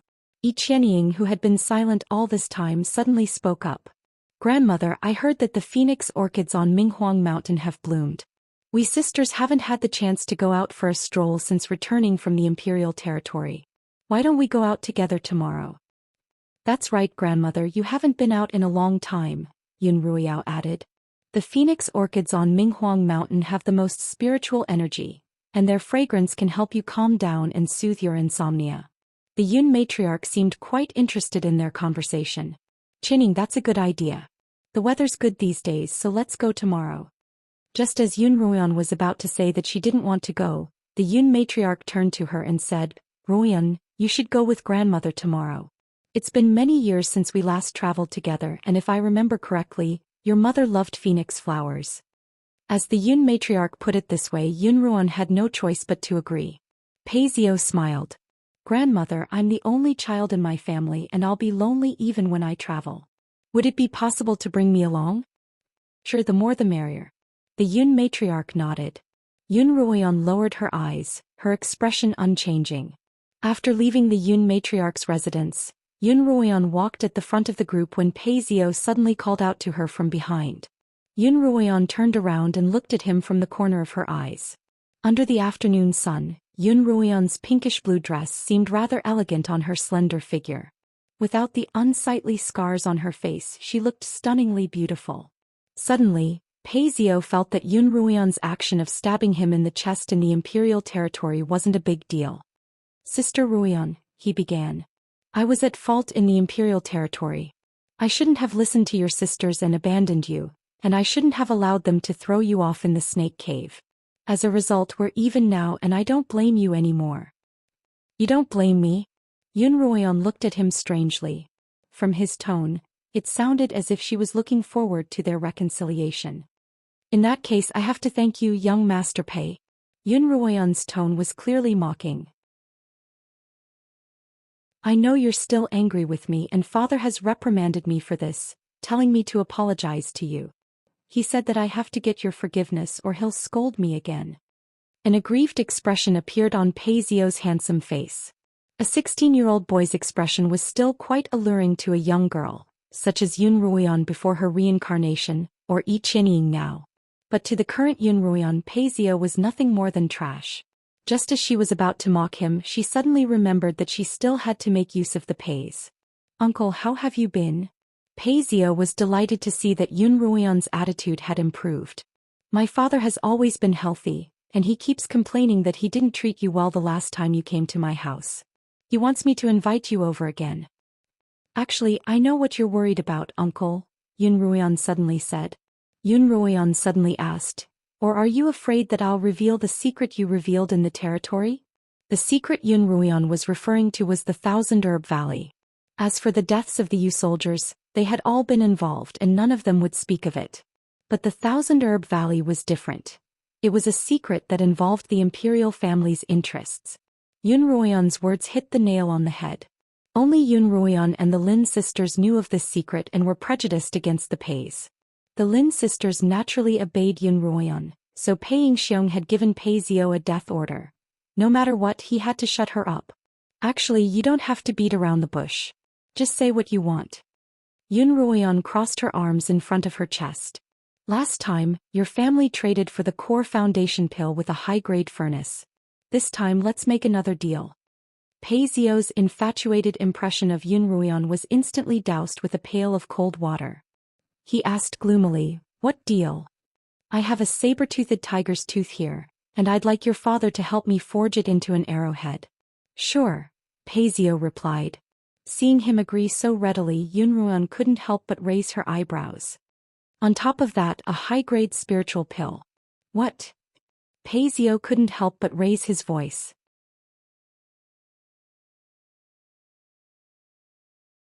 Chapter 57. What's wrong? Yunruoan looked at Paisio with a half-smile. Don't you think this secret is worth it? Then forget it. She turned to leave. Wait. Paisio hurriedly stopped her. It's a deal. Then he added worriedly, what if you break your promise and leak the secret after getting these two things? Yunruoan turned back to him. I promise you that if you ever find out that I've broken our promise, I'll spend the rest of my life alone. To a woman, no matter how ugly she was, she wanted to marry into a good family. Yunruoan's vow was even more vicious than being struck by lightning. Paisio didn't know what to say, but Yunruoan's heart told herself that once she killed him, this vow would automatically be nullified. The saber-toothed tiger's fang wasn't in Yunruoan's hands, but in the Lin manor. She had promised to return it to him after she returned from the Minghuang mountain. As for the high-grade spiritual herb, Paisio told Yunruoan that it was too valuable for her to retrieve. Brother Zio, are you going to let her off so easily? Yiqianying appeared from the side after Yunruoan left. Paisio sighed. This secret is very important to the Pais, and I have no choice but to fulfill her request. Will she keep it a secret just because you fulfill her request? Yiqianying looked at Paisio. There's only one kind of person in the world who can truly keep a secret. Paisio turned to look at Yiqianying and she looked back at him affectionately. Brother Zio, I'm willing to do anything for you as long as you don't forget your promise to me. That night, Yunruoan sat cross-legged on her bed and began cultivating according to the manual that Lin Zainan had given her. The first page of the manual stated that spiritual energy was formed by the condensation of spiritual energy from heaven and earth, and that spiritual energy was composed of the 5 elements of metal, wood, water, fire, and earth. The first step to becoming a pillmaster was to sense the fire element in one's body, and the manual only contained 4 words. Sense the spirit with your heart. Yunruoan closed her eyes and tried her best to sense the fire-attuned nature of her spiritual energy according to the manual, but she couldn't seem to grasp the gist of it. She couldn't help but feel a little frustrated. Mistress, don't forget your grandfather's instructions. You have to be diligent, not anxious. Qiuqiu could sense Yunruoan's impatience and reminded her. Hearing Qiuqiu's words, Yunruoan slowly exhaled and calmed herself down. Qiuqiu, do you have any quick-fix methods? Master. Qiuqiu's tone was earnest and sincere. More haste, less speed. The so-called rapid cultivation methods on the Qinyuan continent are all unorthodox. But if I cultivate slowly like this, when will I be able to achieve anything? As far as Yunruoan knew, it had taken Lin Zainan 3 years to sense the fire-attuned nature of his spiritual energy, and another 2 years to fully awaken the fire-attuned nature of his spiritual energy and condense it into spiritual fire. This meant that Yunruoan would have to wait another 5 years before she could successfully refine a pill. She really couldn't afford to wait that long. There's no other way. Unless there's an opportunity, I'll have to take it slow. The so-called opportunity was to obtain the antidote that Yunruoan had used to cure the poison in her body. With Qiuqiu's help, she had managed to jump 3 ranks in one go and become a 7th-rank blade master. However, this sort of opportunity was something that could only be chanced upon. Qiuqiu, don't you have a particularly powerful pillmaster cultivation technique? Only blade masters rely heavily on their techniques. For pillmasters and forge masters, the most important thing isn't their techniques, but their talent and luck. Qiuqiu told Yunruoan that becoming a blade master was the foundation of all cultivators. Through cultivation, a cultivator could open their spiritual vortex and increase the spiritual energy within their body. As for how to convert spiritual energy into spiritual energy, that depended on the cultivator's own talent. If one's talent wasn't high enough, they could use spiritual pills or fire-attuned beast cores to forcibly enhance their spiritual energy. However, that would result in impure spiritual energy, and unless it was absolutely necessary, it was best not to resort to such a method. Qiuqiu's words completely dispelled Yunruoan's thoughts of taking shortcuts. Be diligent, be patient. She kept repeating these words to herself, almost as if she were hypnotizing herself. After repeating them a full 10 times, she closed her eyes and continued to feel her surroundings.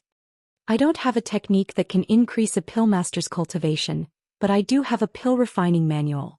Just as Yun Ruoyan thought that Xiao had fallen asleep, it suddenly spoke up. What manual? Yun Ruoyan immediately opened her eyes. Is it amazing? Amazing! There's almost no one on the entire Qinyuan continent who could rival it. Xiao boasted proudly. What manual is it? Quick, let me see. Yun Ruoyan closed her eyes and entered the pocket dimension in her bracelet. Quick, let me see. This time, it wasn't Xiao that was running circles around Yun Ruoyan, but Yun Ruoyan who was chasing after it. Xiao immediately regretted its words, but it couldn't stand Yun Ruoyan's pestering. In the end, it made a request. The book could only be read, not flipped. In other words, it could show Yun Ruoyan the book's cover, but she couldn't open it. Why? Yun Ruoyan didn't understand. Because this is a book that contains all the poisons in the world. As it spoke, Xiao took out a book from nowhere and held it with its 2 tiny paws, not even letting Yun Ruoyan touch it. Yun Ruoyan could only see that the cover of the book was pure black, and on it were 4 large blood-red words. Poison dominates the world. It was quite domineering. You can't touch this book right now, much less read it. Xiao's tone was very serious. Only when you reach your grandfather's level can you refine the poisons in this book. But are you sure you want to refine a poison pill? This is something harmful and I doubt your grandfather would like it. In her past life, Yun Ruoyan had drunk the poison that Yi Qianying had given her. Since Yi Qianying was able to concoct a powder that could control magical beasts, she must have done some research on poisons as well. No one else needs to know about this, Yun Ruoyan replied. As for those who've harmed me before and those who intend to harm me in the future, I won't go easy on them. So what if I have to resort to unscrupulous means? As long as you've decided, Xiao replied. Yun Ruoyan encouraged herself. Since I can't rush it, I'll have to do it slowly. Yun Ruoyan was just about to close her eyes and continue sensing the fire element when she suddenly heard a noise from the window. That fellow's here again, Xiao yawned in Yun Ruoyan's mind. Yun Ruoyan couldn't even be bothered to ask who it was. Instead, she reached for the gauze by her side and placed it on her right cheek. Because the ointment had been stuck on her face for a long time, she always felt uncomfortable. Therefore, she had to wash it off before going to bed every day when conditions permitted. The gauze came in handy at this point, and Yun Ruoyan even considered wearing it when she slept in the future. Oh, you finally figured out how to make yourself less frightening, Li Qianhan blurted out as soon as he saw Yun Ruoyan. Yun Ruoyan mimicked his tone and teased, you haven't improved at all. The first day I saw you, you were acting like a gentleman on a beam and you're still the same. If you've got the guts, why don't you walk through the front door for once? This time Li Qianhan didn't enter the room. Instead he sat on the windowsill and smiled. That's not difficult, but it's a little troublesome to gather so many people. How can there be such a convenient way to come and go like the wind? Yun Ruoyan acutely picked up on the part of his words, and she was even more certain of his identity as a member of the imperial family. Who's Li San? She didn't beat around the bush. Li Qianhan looked at Yun Ruoyan in surprise. How do you know my nickname? You're Li San. Yun Ruoyan had thought that Li San was that person, but she hadn't expected him to be this black-robed youth. You're the 3rd prince of the Li Kingdom, Li Qianhan? That's right. Not only wasn't Li Qianhan angry that his identity had been revealed, he even seemed very happy. I'm the carefree and uninhibited 3rd prince, Li Qianhan. Tell me, how did you guess? Yun Ruoyan frowned as she tossed a bottle to him. Why does the bottle he gave you have your nickname engraved on it? Li Qianhan caught the bottle and slapped his forehead with the fan in his hand. How could I be so careless as to give you a bottle with my name engraved on it? If Uncle finds out, he'll beat me to death. Gift. Oh. Yun Ruoyan immediately identified 2 keywords. It seemed that the antidote hadn't been given by that person, but rather a gift from Li Qianhan. And that person was none other than Li Qianhan's uncle. As soon as the word uncle left his mouth, Li Qianhan immediately realized that he'd said the wrong thing, and slapped his own mouth with the fan. Since you've already said it, why don't you just tell me everything? Which uncle of yours? I didn't say anything, I really didn't say anything. If he asks, just say that you guessed it yourself. With that, Li Qianhan disappeared like a gust of wind. Uncle. Yun Ruoyan stared at the empty window, trying to sort out her thoughts. Li Qianhan's uncle was the younger brother of the current emperor, Li Xiu. The current emperor had 2 older brothers, 1 younger brother and 2 younger sisters. If Yun Ruoyan remembered correctly, there had been a national funeral last year, during which one of the emperor's brothers had passed away. Another was even older than her father Yunlan, so there was only one left. It can't be him, can it? Yun Ruoyan couldn't help but feel a chill run down her spine. The emperor's younger brother was called Li Mo, and he was the youngest son of the previous emperor. It was said that he was incredibly talented, possessing both talents as a pill master and a summoner, and that his cultivation was extremely high. Having only one talent would require a great deal of spiritual energy to cultivate, let alone having both talents at the same time. Yun Ruoyan didn't even dare imagine that such a person existed. But that wasn't the most frightening aspect of him. What was frightening about him was that he was extremely bloodthirsty. He had joined the army on the battlefield at the age of 10, became a general at the age of 15, and quelled a beastkin rebellion for the first time at the age of 17. He ordered the 50,000 beastkin captives to be slaughtered, and it was said that the entire river was dyed red with their blood. The thick stench of blood carried the northern winds all the way to the foot of the capital. From that moment on, the beastkin no longer had the strength to resist, and Li Mo was given the nickname of the Slaughtering King.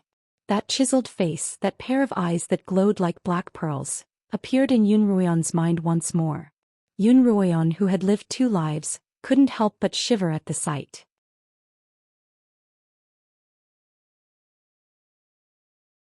Chapter 58. Early the next morning, Xiao Lan, who worked in the Yun matriarch's courtyard, brought over some nutritious food for Yun Ruoyan's breakfast. She also informed Yun Ruoyan of the approximate time the Yun family's carriages would be departing for the Minghuang mountain, and told her not to be late. Because of the old mistress's presence, it was considered a more formal outing, so all the young ladies had to bring their own maids. Peony was more quick-witted, so Yun Ruoyan left her behind to keep an eye on Ling Lan. Yun Ruoyan decided to bring Xilan along with her. This is your first time going out with the young mistress. You need to be smart, Peony reminded Xilan again as they left. I know, Sister Peony. Xilan tugged at Peony's arm. When I come back, I'll bring you Li's almond cakes. As soon as Yun Ruoyan and Xilan stepped out of the gates, they saw 4 carriages waiting for them. The first carriage was pulled by 2 horses and was very wide. The body of the carriage was made of mahogany with purple muslin curtains. Looked very luxurious. Needless to say, this carriage was prepared for the old grandmother. The second carriage was slightly smaller and had a blue gauze curtain around it. It also looked nice. Although the third carriage was also good, it couldn't be compared to the other 2. There were no curtains, only ordinary curtains, and the space inside seemed to be even smaller. Sister Ruoyan. Just then Yi Qianying opened the curtains of the third carriage and beckoned to Yun Ruoyan. Why don't you ride with me? Ignoring Yi Qianying, Yun Ruoyan headed straight for the second carriage. Just as he reached the carriage, Yun Ruoyu's voice came from behind him. That's our carriage. Yun Ruoyan turned back to see Yun Ruoyu and Yun Ruoyao walking in her direction with their maids in tow. Miss Wei. Xilan subconsciously tugged on her arm and pulled her back. She glanced at Xilan out of the corner of her eye, her gaze so cold that Xilan couldn't help but let go of her in fright. In her cottage, Xilan and Peony were the 2 maids who had been by her side for the longest time. Peony, on the other hand, was a smart girl. She often followed Yun Ruoyan to visit her grandmother and Yun Lan in the front yard. Xilan was a silly and dutiful girl. She had always been used as a lowly servant, usually in charge of Yun Ruoyan's food and clothing. Today was the first time she had gone out with Yun Ruoyan. In the past, Yun Ruoyan had always been timid and she had always given in to others. Xilan's temper was originally quite fierce, but after suffering a loss outside and having no one to protect her after a long time, she also restrained her timid appearance. Although things had gotten a little better during this period of time, when Xilan saw Yun Ruoyao and Yun Ruoyu, the memories of how she had been suppressed by them came flooding back. She couldn't help but be afraid. She didn't even dare to raise her head. Yun Ruoyan turned to Xilan. Straighten your back. With me around, no one in the Yun family will be able to bully you. Xilan was stunned for a moment. Her terrified face was finally replaced by a smile. Eh. She responded crisply, immediately raising her head high, almost pointing her nose at Yun Ruoyan. The master and servant boarded the second carriage in a dignified manner. Sister Ruoyao, look at her. Yun Ruoyu couldn't help but be a little angry that Yun Ruoyan had completely ignored her words. Yun Ruoyao and Yun Ruoyu stood on the steps, looking at the two carriages, unsure whether to board or not. The second miss is getting more and more arrogant. This carriage with the blue curtains has always been used by the first miss and third miss, and the second miss has even learned to steal it. Yun Ruoyao and Yun Ruoyu's two maids stood behind their respective misses, their tone very dissatisfied with Yun Ruoyan's behavior. That's right, she's getting more and more unruly. Oh? I don't know the rules. Yun Ruoyan lifted the curtains, her cold gaze sweeping past Yun Ruoyao and Yun Ruoyu, landing directly behind them. Qiuhong Xianxia. She smiled coldly. Sisters, may I trouble you to come up and teach me, the second daughter of the Yun family, what rules are? When Qiuhong and Xianxia raised their heads and met Yun Ruoyan's cold gaze, they were momentarily stunned. They had seen this so-called second miss of the Yun family quite a few times in the past. Even when she spoke to their maids, she would speak softly to them, let alone look at them coldly. But Yun Ruoyan, who had never given anyone a cold shoulder before, was still a little fearful of them. He wasn't afraid of her as a person but of her identity.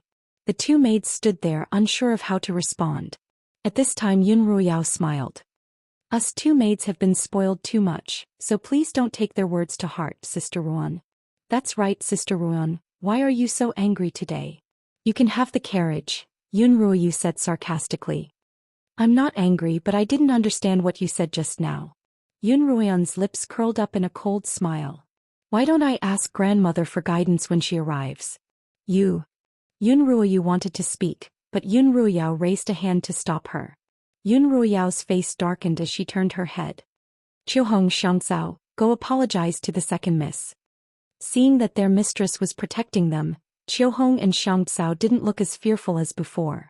The two of them reluctantly walked to the side of the carriage with a trace of arrogance on their faces. Just as they were about to speak, they suddenly heard two loud slaps, and half of their faces burned with pain. Yun Ruoyao and Yun Ruoyan hadn't expected Xilan to hit them, and they didn't know how to react. You dare hit me? Qiuhong was the first to react. She pointed at Xilan and glared at her. I hit you on behalf of my mistress. Xilan straightened her neck. You need to be taught a lesson. The mistress was afraid that she wouldn't be able to control her strength and beat you to death. Although Xilan was not a cultivator, she had been doing rough labor for a long time, so the strength of her hands was much stronger than that of ordinary maidservants. Qiuhong and Xiangxiao's faces immediately turned red and swollen. These two servants were used to being domineering among the servants of the Yun manor because of their mistress, and they'd never been humiliated like this before. Anger immediately rushed to their heads and they actually reached out to grab Xilan, intending to drag her off the carriage. How dare you? Yun Ruoyan snorted coldly, grabbing Qiuhong and Xiangxiao's hands that were gripping Xilan's arms. At the same time she circulated the spiritual energy in her spiritual vortex to her fingertips, and then lightly pressed her fingers against Qiuhong and Xiangxiao's wrists. The two maidservants instantly felt as if an electric current had entered their bodies from their wrists. It was as if a needle had directly pierced into their hearts. The pain was incomparable and they opened their mouths to let out a blood-curdling scream. Ah! Yun Ruoyan released her grip, and the spiritual energy returned to the two servants. Their pain instantly vanished and they couldn't help but take 2 steps back, staring at Yun Ruoyan in fear. Yun Ruoyan still had a cold smile on her face as she looked at the two arrogant servants. As the saying went, when you beat a dog you had to look at its master. This time Yun Ruoyan was the one who'd beaten the dog. Under Yun Ruoyan's cold gaze, the two servants felt their legs turn to jelly, and they knelt down with a thud. Second miss, we were wrong. Second miss, please spare us. The two servants kowtowed and begged for mercy. Just then the Yun matriarch walked out of the carriage, supported by Xiaolan, and Madame An followed behind her.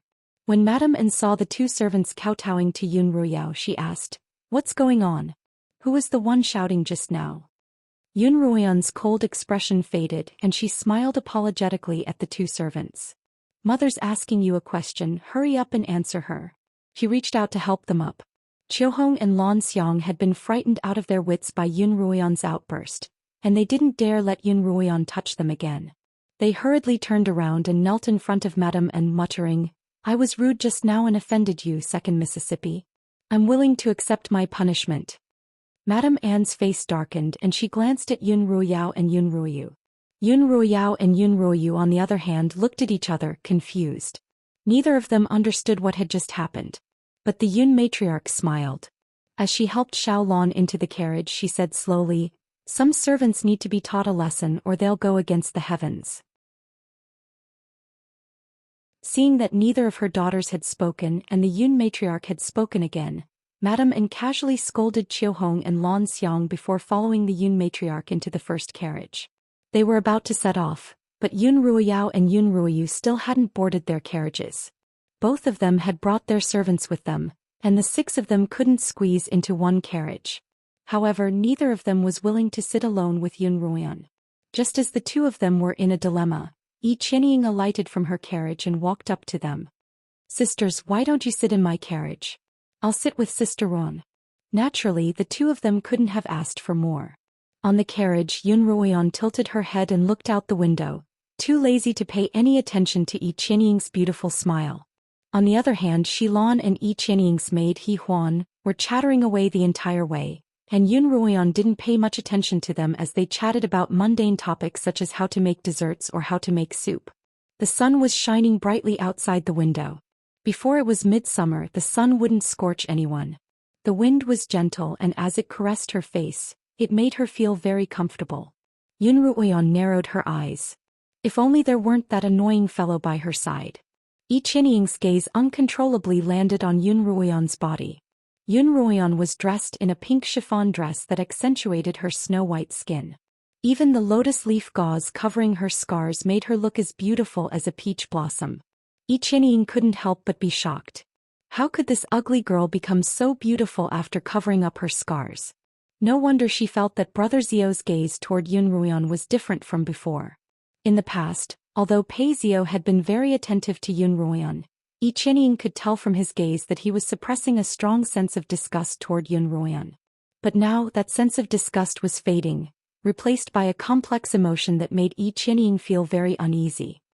Brother Zio is mine and no one can steal him from me, much less an ugly girl. Yi Qianying's smile didn't waver, but the handkerchief in her hand had been twisted out of shape. She recalled that Pei Zio had finally agreed to her arrangement after her earnest and well-meaning persuasion yesterday, and the smile on her face deepened. Even if you don't die today, you'll at least lose a layer of skin.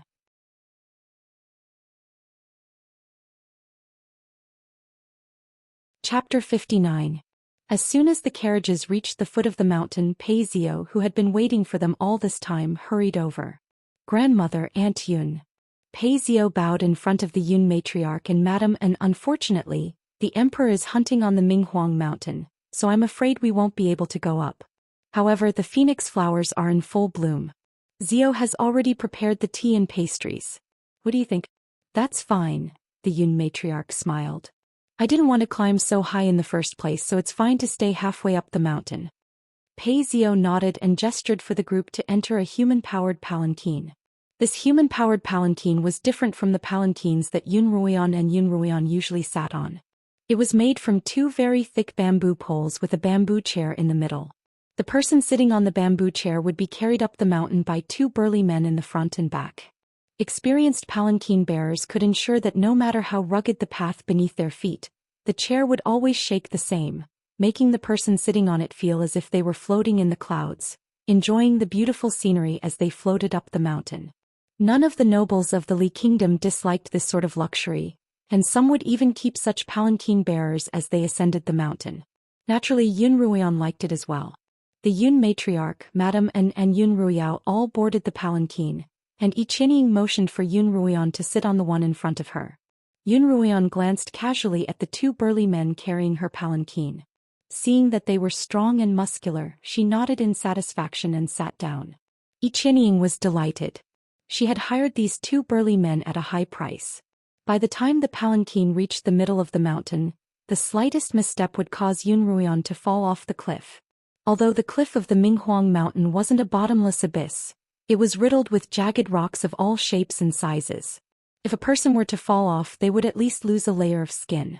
The Yun matriarch's palanquin was at the very front, followed by Madame N, then Yun Ruiyao and Yun Ruiyu, followed by Yun Ruoyan and finally Pei Xiao. Pei Xiao's gaze went past Yi Qianying and landed on Yun Ruoyan. Her hair was as black as the clouds, and her figure was slender and graceful.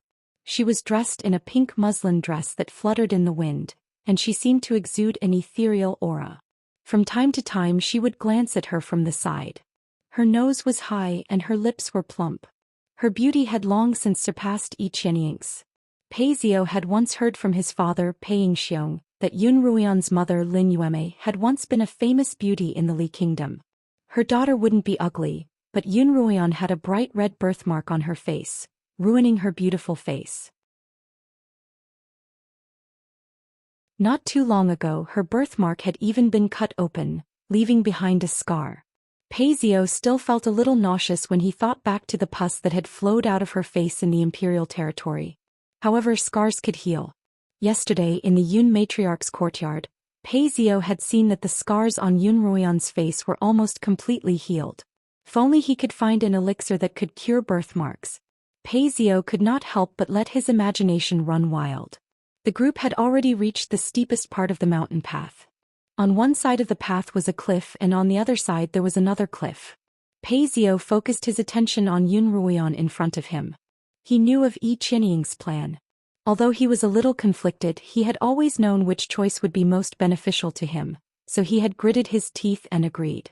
But now, as Pei Xiao looked at Yun Ruoyan's beautiful back, he suddenly felt a sense of longing that he had never felt before, tugging at his heart. This tugging at his heart caused him to lose control for a moment. Without even realizing it, he called out, "Sister Ruoyan." When Yun Ruoyan heard Pei Xiao's voice, she turned her head slightly. Just then, the sedan that was carrying her began to tilt toward the side of the cliff.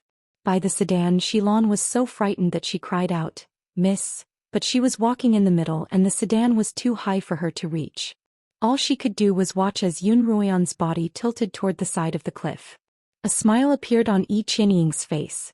She could see the Grim Reaper waving at Yun Ruoyan. Just then Pei Xiao, who was behind her, leaped up and to Yi Qianying's shock, reached out to grab Yun Ruoyan. But what Pei Xiao didn't expect was that Yun Ruoyan would be so calm and collected in the face of such sudden danger. Although half of her body was tilting, her body was as light as a swallow. Grabbing the bun on the head of the burly man in front of him, he spun around and kicked the face of the burly man behind him. Using the force of the kick, his body stood firmly on the mountain path. "Sister Ruoyan, are you all right?" Pei Xiao landed on the ground as well, his eyes full of concern for Yun Ruoyan. Yun Ruoyan clasped her hands behind her back, her eyes full of mockery. She turned to look at the dumbfounded Yi Qianying, then walked up to Pei Xiao, stood on her tiptoes and whispered into his ear, "You're all too young to want to harm me." Yun Ruoyan had lived 2 lives and her combined age was more than 30. Even a careless laugh from Yi Qianying wouldn't escape her notice. Moreover, Yun Ruoyan had heard of this trick being used in her past life. As a result, when Yi Qianying beckoned for her to sit in the sedan, Yun Ruoyan was already on guard. Pei Xiao choked on his words. "The deal has changed." Yun Ruoyan waved 2 fingers in front of Pei Xiao's eyes. 2 high-grade spiritual pills. While Pei Xiao was speechless, Yun Ruoyan continued coldly, "This is the price you have to pay for your tricks. Miss." Xilan looked at her mistress in shock, her eyes red.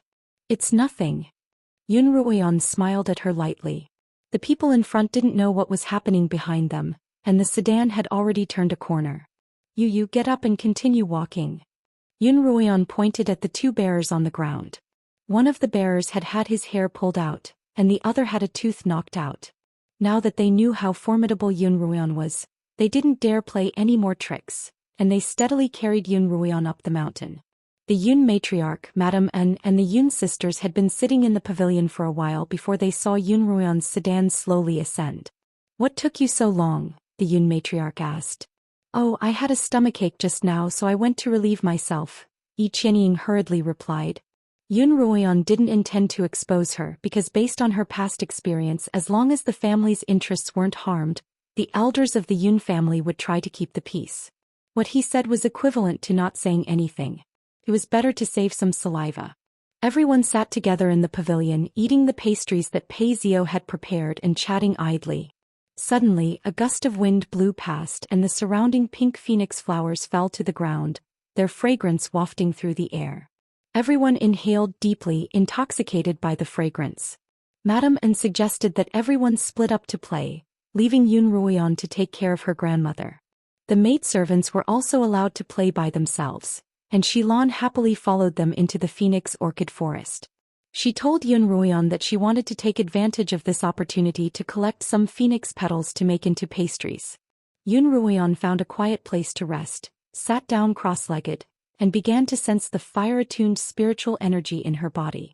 Pei Zio was frustrated by the complicated feelings in his heart, and he vented his anger on Yi Qianying. After making a face at her, he entered the forest alone with his servant. Yi Qianying felt both aggrieved and resentful, and tears flowed uncontrollably down her cheeks. "Miss, don't be sad," He Xiang comforted her. The maid He Xiang comforted her. She couldn't understand how young Master Pei could bear to give her a hard time when her young miss was beautiful and had a good personality. Yi Qianying looked at He Xiang tearfully. Suddenly she had an idea. "He Xiang, how do I usually treat you?" "Miss, you treat me like family," He Xiang replied, her eyes brimming with loyalty. Yi Qianying was very satisfied. She had lived under someone else's roof for so many years that she had learned to read people's expressions and by their hearts. She had spent a great deal of effort to cultivate He Xiang. "In that case, I want you to do something for me. Are you willing?" "As long as it's within my power, I'll try my best." "Good, He Xiang." Yi Qianying looked like she was about to cry again. "When I marry into the Pei family, I'll definitely find a good husband for you, and let you have a taste of being a wife." Yun Ruoyan was immersed in her cultivation when she suddenly heard someone calling her anxiously. She ended her cultivation and walked out of the forest, just in time to see He Xiang looking for her anxiously. "Second miss, something's wrong." He Xiang rushed over as soon as she saw Yun Ruoyan. Yun Ruoyan frowned. "What's wrong?" "Xilan, she." He Xiang swallowed her saliva. "What happened to Xilan?" Yun Ruoyan asked quickly. "Xilan accidentally entered the imperial hunting grounds and hasn't come out for a long time. I don't know if she's been caught as an assassin. Second miss, come with me quickly. If you're mistaken for an assassin, you'll be shot on the spot." The anxious look on He Xiang's face was so real that Yun Ruoyan didn't have time to think. She immediately followed her into the depths of the forest. After walking for about 5 minutes, He Xiang brought Yun Ruoyan to a deep ravine in the depths of the forest. There was a single log bridge over the ravine. He Xiang pointed to the other side of the ravine. "Over there, Xilan said she smelled camellias there, and said she wanted to pick some camellias to make a pillow for you, Mississippi. Then she went over and hasn't returned since." "If you knew that was a forbidden area, why didn't you stop her?" Yun Ruoyan asked. "I did," He Xiang hurriedly said. "But she said there was no one here and that she'd be back soon. She even said she'd make a camellia pillow for me." Without waiting for He Xiang to finish speaking, Yun Ruoyan had already gone over. As a living person, Yun Ruoyan was very concerned about those who were truly good to her. Whether it was the Lin sisters in the imperial territory or the 2 maids by her side, she was willing to take risks for them. Yi Qianying had grasped this mentality of Yun Ruoyan's. She had failed to harm her several times, but this time she had done so. Yun Ruoyan quickly searched for Xilan's figure in the forbidden area, but after 5 minutes she had already searched the entire periphery, and there was no sign of Xilan. Only then did Yun Ruoyan begin to have some doubts. She cursed inwardly. Sure enough, she was too concerned. Just as she was about to return, she suddenly heard a shout not far away. She hurriedly hid under a thick phoenix tree. The assassin ran that way. "Chase after her." There were 7 or 8 people in that group, all dressed in the uniform of the Imperial Guards. They shouted as they ran in Yun Ruoyan's direction. Yun Ruoyan held her breath, retracted her aura, and hid her small body behind the trunk of the tree. The group of people almost brushed past the side of the tree that Yun Ruoyan was hiding behind. It was only when the footsteps of the group of people gradually faded away that Yun Ruoyan dared to poke her head out a little. Suddenly Yun Ruoyan felt a cold sensation on her forehead. A faint smell of blood accompanied a drop of cold liquid that slid down Yun Ruoyan's forehead to the bridge of her nose. She wiped it with her hand and looked in front of her eyes. Sure enough, it was blood. Just as Yun Ruoyan raised her head to look up, an inky black cloud floated down and enveloped Yun Ruoyan. Yun Ruoyan's vision turned pitch black. She struggled to rush out of this darkness, but her hands were suddenly grabbed by an unknown pair of hands. She subconsciously opened her mouth to scream, but then a piece of ice-cold softness touched her lips, blocking her voice and her breath. This cold touch caused the image of a chiseled face to appear in Yun Ruoyan's mind, as well as a pair of pitch-black eyes that glowed with an icy light. It's him. Yun Ruoyan slowly opened her eyes in the darkness.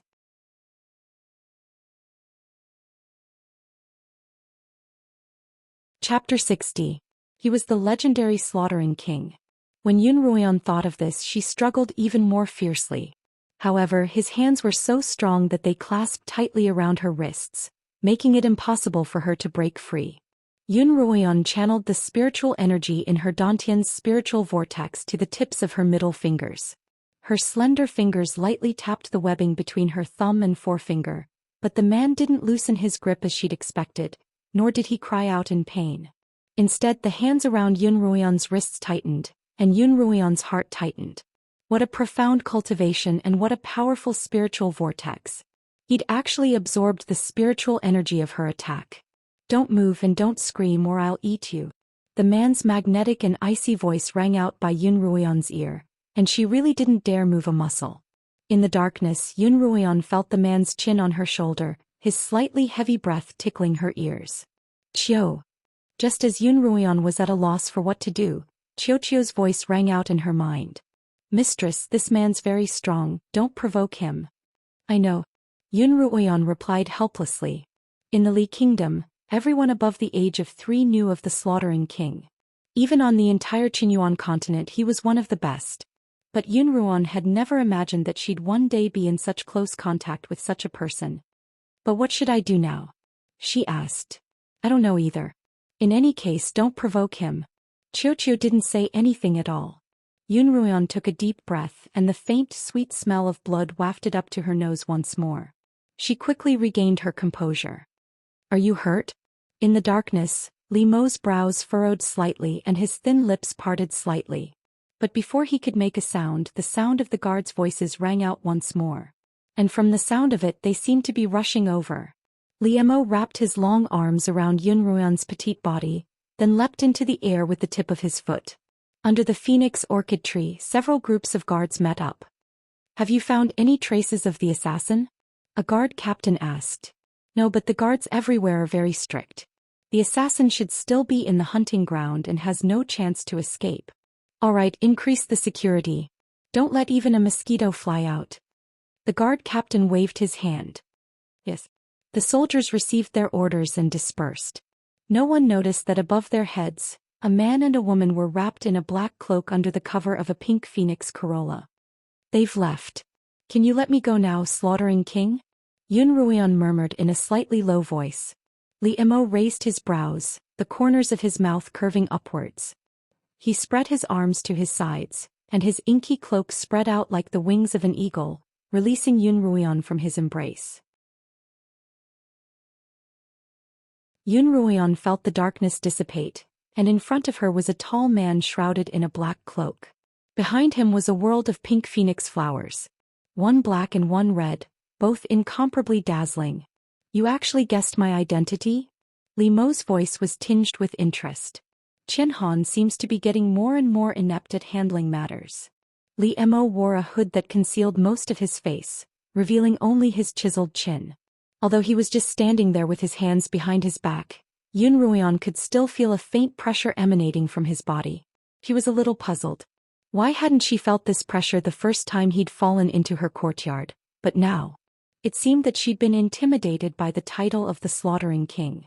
According to the common folk, although he was only in his early 20s, he was more than 10 feet tall, and had the strength to uproot mountains and rivers.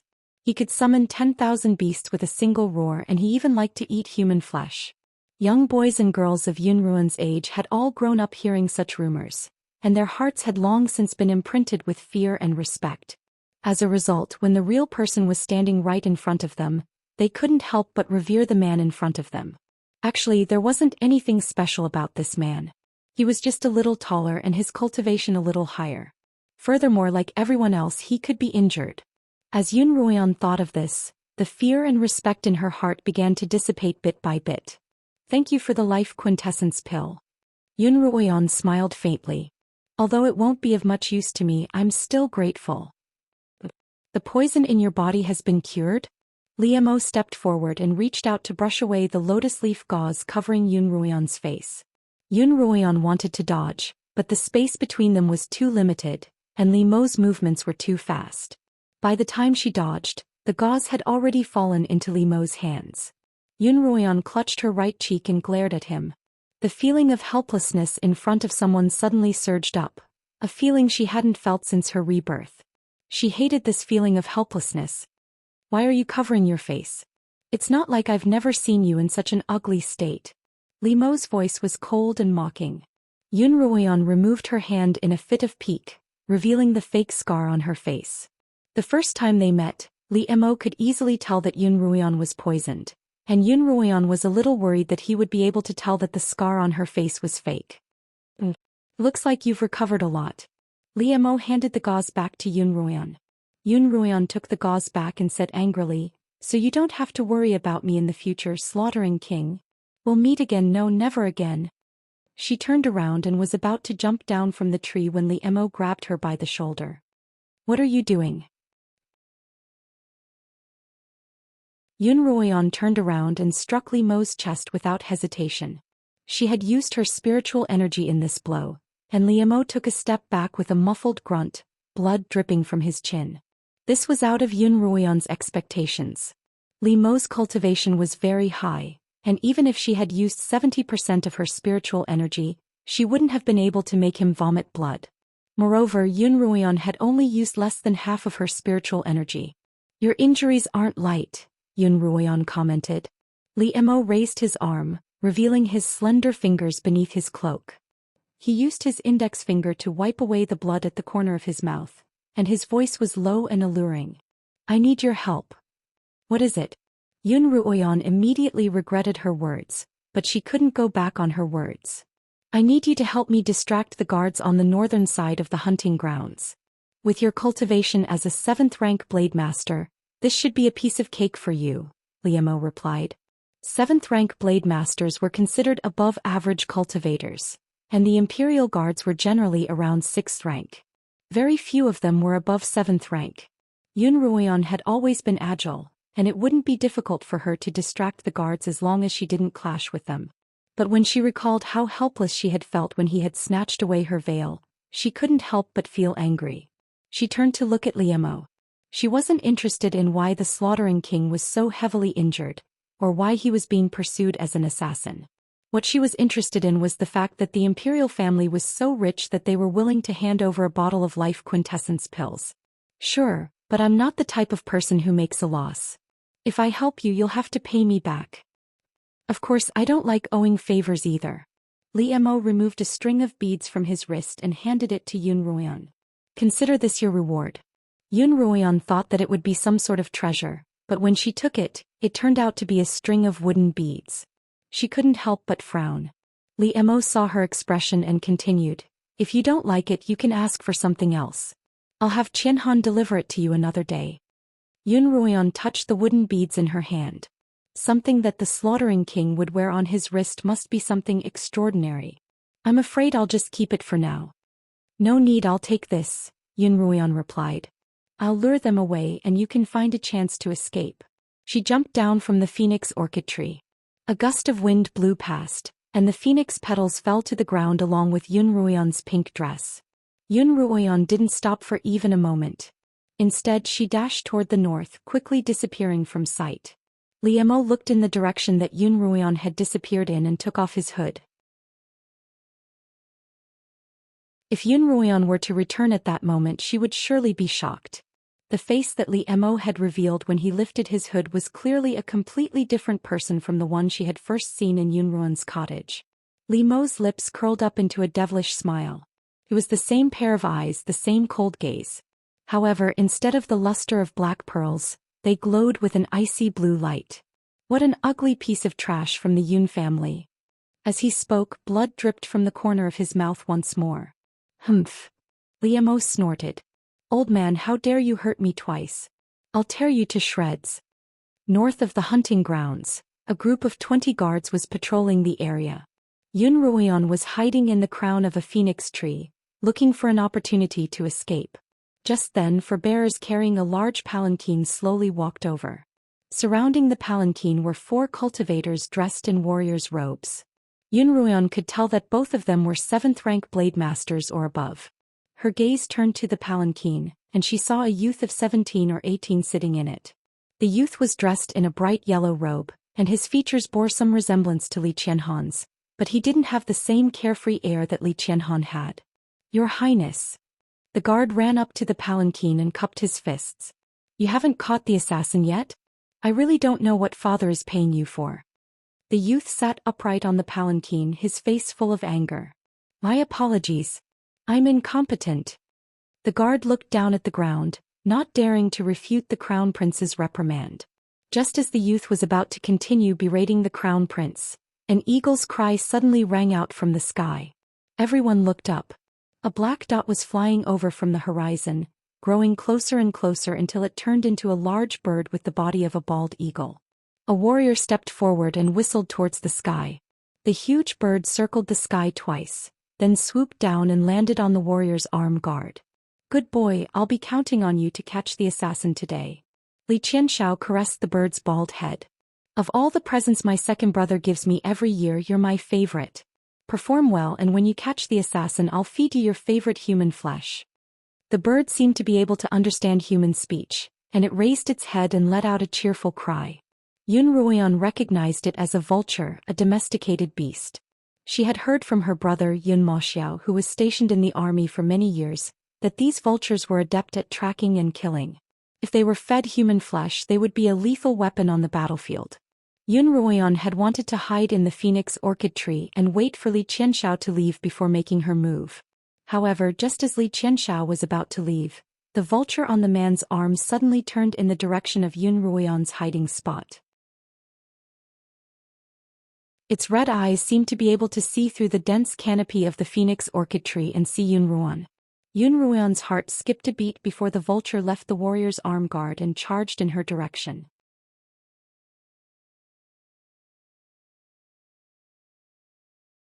Chapter 61. Without any hesitation, Yun Ruoyan jumped down from the phoenix tree. The vulture dove headfirst into the crown of the phoenix orchid tree, but it missed. Its large body was bound by the branches of the phoenix orchid, and after a series of flops, it fell down like a rain of phoenix petals. Yun Ruoyan floated to the ground like a flower petal in a rain of petals. At the same time, Li Qianxiao, who was sitting on a nearby palanquin, saw her. It's the assassin's over there. The captain of the guards immediately ordered his subordinates to capture Yun Ruoyan. Protect the crown prince. The warrior who had been training the vulture shouted, and the 4 warriors by the crown prince's side quickly gathered around the palanquin. Yun Ruoyan was already surrounded by the 20 or so guards. Fortunately, she had covered her face with a handkerchief as soon as she landed, so that her identity wouldn't be exposed. Surrender! The captain of the guards shouted angrily. Without another word, Yun Ruoyan grabbed at the guard closest to her. The guard reacted quickly, stabbing at Yun Ruoyan with his sword. Just as Yun Ruoyan's palm was about to come into contact with the tip of the sword, she turned her hand into a finger, and spiritual energy surged between her fingers as she tapped the tip of the sword. This time, Yun Ruoyan had used almost 60% of her spiritual energy. Although the sword-wielding warrior was also a 6th-rank warrior, he hadn't expected that this petite, masked girl would be able to release spiritual energy from her body to attack. That was something only a peak 7th-rank warrior could do. He felt a huge surge of spiritual energy flow from the sword in his hand into his body, as if a needle had been stabbed into his heart. Ah! He screamed, and he couldn't help but let go of the sword in his hand. Yun Ruoyan caught the tip of the sword between her index and middle fingers, snatching it back into her own hands. Although she was surrounded by 20 guards and there were even 4 warriors glaring at her from afar, Yun Ruoyan wasn't the slightest bit afraid. With the Feilai blade and the bracelet's power, her safety was guaranteed. More importantly, she couldn't let anyone see her face. "You didn't seem like such a tough nut to crack," the captain of the guards said coldly. The guard captain looked at Yun Ruoyan and ordered coldly, "Brothers, let's attack together and chew her to pieces." More than 20 guards rushed forward and in an instant sword light flashed. Yun Ruoyan's pink dress fluttered in the sword light, her figure graceful and unruffled. Yun Ruoyan's talent for martial arts and cultivation had always been extremely high, but in her past life she hadn't been able to fully utilize her talent because of both her and the outside world. However, after her rebirth, this suppressed talent had instead exploded. Every time she fought, she seemed to be able to bring out her strongest strength. As a result, despite being surrounded by 25th-rank blade masters on average, Yun Ruoyan didn't show any signs of losing. Instead, she seemed to be gaining momentum. The warrior had already rescued the vulture from the phoenix orchid tree and returned to Li Qianxiao's side. Li Qianxiao turned to him and asked, Do you think this woman is the assassin?" Ada stroked the vulture's ruffled feathers as he replied, "No, the assassin was a man with an extremely high level of cultivation. This woman should only be a 7th-rank blade master." Li Qianxiao narrowed his eyes and turned to another warrior beside him. "Spread the word that I want her alive." A tall, skinny warrior immediately shouted out the order. The 20 warriors surrounding Yun Ruoyan all cursed inwardly when they heard this. The woman they had surrounded was clearly stronger than all of them. She held a steel sword in her hand, and although her swordsmanship wasn't particularly exquisite, her attacks were fast and accurate. Her face was covered by a veil, but her eyes shone brightly, as if she could see through every single one of their moves and gain the upper hand. However, this woman clearly didn't want to hurt anyone. She countered every move but didn't use any killing moves. "Your Highness," Ada suddenly spoke up. "These idiots aren't a match for her, so let's let the bald general go." Li Qianxiao thought for a moment before replying, "Let the bald general go, but don't let him scratch the beauty's face." A mysterious smile appeared on Ada's face. With a wave of his hand, the bald general eagerly spread its wings and flew off. Once it was high in the sky, it bared its sharp claws and swooped down toward Yun Ruoyan. Just as Yun Ruoyan was fighting the 20 guards to her heart's content, Qiuqiu's voice suddenly rang out in her head. "Mistress, there's danger above us." Yun Ruoyan swung her sword, using spiritual energy to push back the 4 guards she was fighting. When she raised her head, she saw the bald eagle opening its claws and swooping down toward her. "Feilai blade, go!" Yun Ruoyan's eyes shone and the Feilai blade appeared in front of her. With a single thought, the blade transformed into a streak of light that shot toward the bald eagle. A shrill eagle cry pierced through the air. Pfft! The bald eagle was cleaved in 2 by the Feilai blade in midair, and a cloud of blood exploded. "I bald general." Li Qianxiao slapped his thigh and cried out pitifully. Everyone was stunned by the scene in midair. What had just happened? This woman actually split a ferocious vulture into 2 with a single glance? Had this woman's cultivation already reached a level where she could use spiritual energy to kill from afar? The crowd stared at Yun Ruoyan for a moment, their gazes filled with fear. Yun Ruoyan didn't know what the crowd was thinking, but she felt that the Feilai blade had become even more nimble this time. Before her cultivation had increased, she had needed to use her fingers to control it, but now all she needed was a glance and a thought, and the Feilai blade would become an extension of her body. Qiuqiu could sense Yun Ruoyan's thoughts and explained, "Mistress, the Feilai blade is a divine weapon, many times more powerful than a high-grade spiritual weapon. As your cultivation increases, it'll become more and more powerful, and this is only a small portion of its true power." Hearing Qiuqiu's words, Yun Ruoyan couldn't help but close her eyes, sensing the Feilai blade floating in her mind. "Ada," Li Qianxiao opened his eyes in confusion. "What happened just now?" "Your Highness, I didn't see it clearly either." Ada also opened his eyes in confusion. "Mistress, while they're still in a daze, let's escape," Qiuqiu reminded. "All right." Yun Ruoyan opened her eyes and nodded. She then leapt up and stepped on the shoulder of one of the guards. Her body was as light as a swallow as she leapt into the forest at the side. Captain, the guard whose sword Yun Ruoyan had snatched away asked softly, "Should we chase after her?" The captain glanced at him and replied exasperatedly, "If you want to chase after her, go after her." Ada looked in the direction that Yun Ruoyan had disappeared in, deep in thought. She was clearly only a 7th-rank blade master, so what was going on? Ada, look, what's that? Xianxia pointed at a tree by the side of the forest. Go pick it up. Ada ran in the direction that Xianxia had pointed and saw a thin lotus leaf-shaped veil hanging from a tree branch. Xianxia took the thin veil and gently sniffed it. He was instantly intoxicated by the woman's faint fragrance. Ada, have my second brother find me another bald general. This time make sure it's more obedient. At the same time, Li Mo was hidden in the crown of another phoenix tree. He had seen everything that had just happened, and his icy blue eyes narrowed beneath his hood.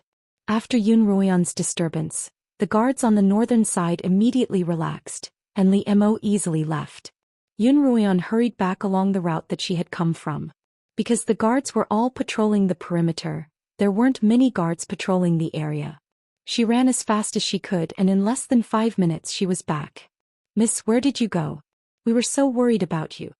Shilan immediately ran up to Yun Ruoyan when she saw her mistress walk out of the forest. "Where did you go?" Yun Ruoyan asked. "I'm just around here." Shilan scratched her head in confusion. "Miss, where's that lotus leaf veil on your face?" She had really been tricked. Yun Ruoyan ignored Shilan's question. Her eyes were filled with anger as she stared sharply at Yi Qianying and Yi Ruoyan. Yi Qianying twisted the handkerchief in her hand, unable to laugh. By her side, He Xiang's face was as white as a sheet. "Ruoyan, where did you go?" The Yun matriarch looked at Yun Ruoyan, her tone somewhat reproachful. "Young Master Pei was afraid that you'd accidentally wandered into the forbidden hunting grounds, so he brought his servant to look for you. He still hasn't returned."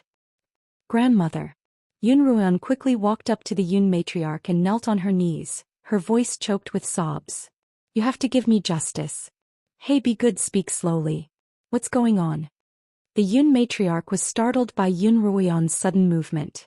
Yun Ruoyan raised her head from the Yun matriarch's knees, tears streaming down her cheeks.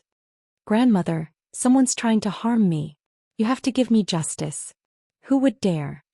The Yun matriarch wiped away Yun Ruoyan's tears. "Ruoyan, you're the sole wife-born daughter of the Yun family. Anyone who dares to harm you would be looking down on the Yun family. I'll definitely give you justice." In fact, the Yun matriarch's heart still ached for Yun Ruoyan.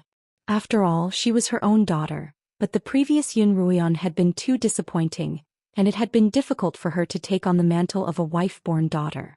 As a wife-born daughter of the Yun family, she had to be presentable, and she would be a huge bargaining chip for the Yun family in the future. In the past, Yun Ruoyan definitely wouldn't have been able to hold up this front.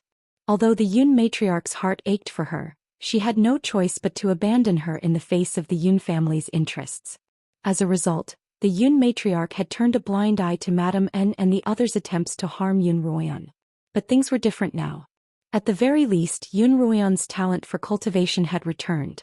The fact that, despite being expelled from the Yun family's academy, she had been able to earn the right to enter the imperial territory through her own efforts. Furthermore, she had brought back the saber-toothed tiger's beast core from the imperial territory, as well as the right to enter Kongming Academy. All of this had undoubtedly cemented her status as a wife-born granddaughter in the Yun matriarch's heart. Her granddaughter, who she had once abandoned and then relied on her own strength to stand up, was suddenly crying on her knees, begging her to stand up for her. The Yun matriarch's heart ached for Yun Ruoyan, and she felt that she owed her a great debt. She caressed Yun Ruoyan's face. In that instant, the birthmark on her face didn't seem so ugly anymore. "Ruoyan, tell me who framed you?" the Yun matriarch shouted. Yun Ruoyan turned to look at Yi Qianying and Yun Ruoyan. Without hesitation, she raised her hand and pointed at them. "She was the one who framed me."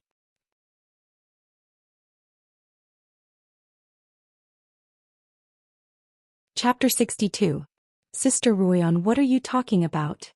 Faced with Yun Ruoyan's accusation, Yi Qianying immediately sat up from her seat, an innocent expression on her face. Sister Ruan, what happened? There must be some misunderstanding. Misunderstanding? Yun Ruoyan smiled coldly. Do you dare say that you didn't harm me? I didn't. Yi Qianying walked to the Yun matriarch's side and knelt down, her tears flowing even more freely than Yun Ruoyan's. I've always been by grandmother's side and I haven't gone anywhere. Aunt Yun can testify to that. She turned to Yun Ruoyan, her face aggrieved. Sister Ruan, I've always respected you, so why would you slander me?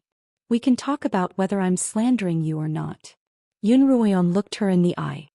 I was doing fine in the forest when Xiang suddenly came to find me, saying that Xilan had entered the forbidden hunting grounds by mistake and hadn't come out for a long time.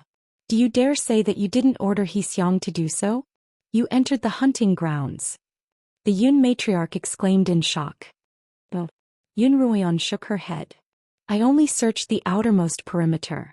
I was so worried about Xilan that I really wanted to go in to search, but I suddenly heard the guards shout that there was an assassin, and I was so scared that I came back. Good thing you didn't. The Yun matriarch sighed.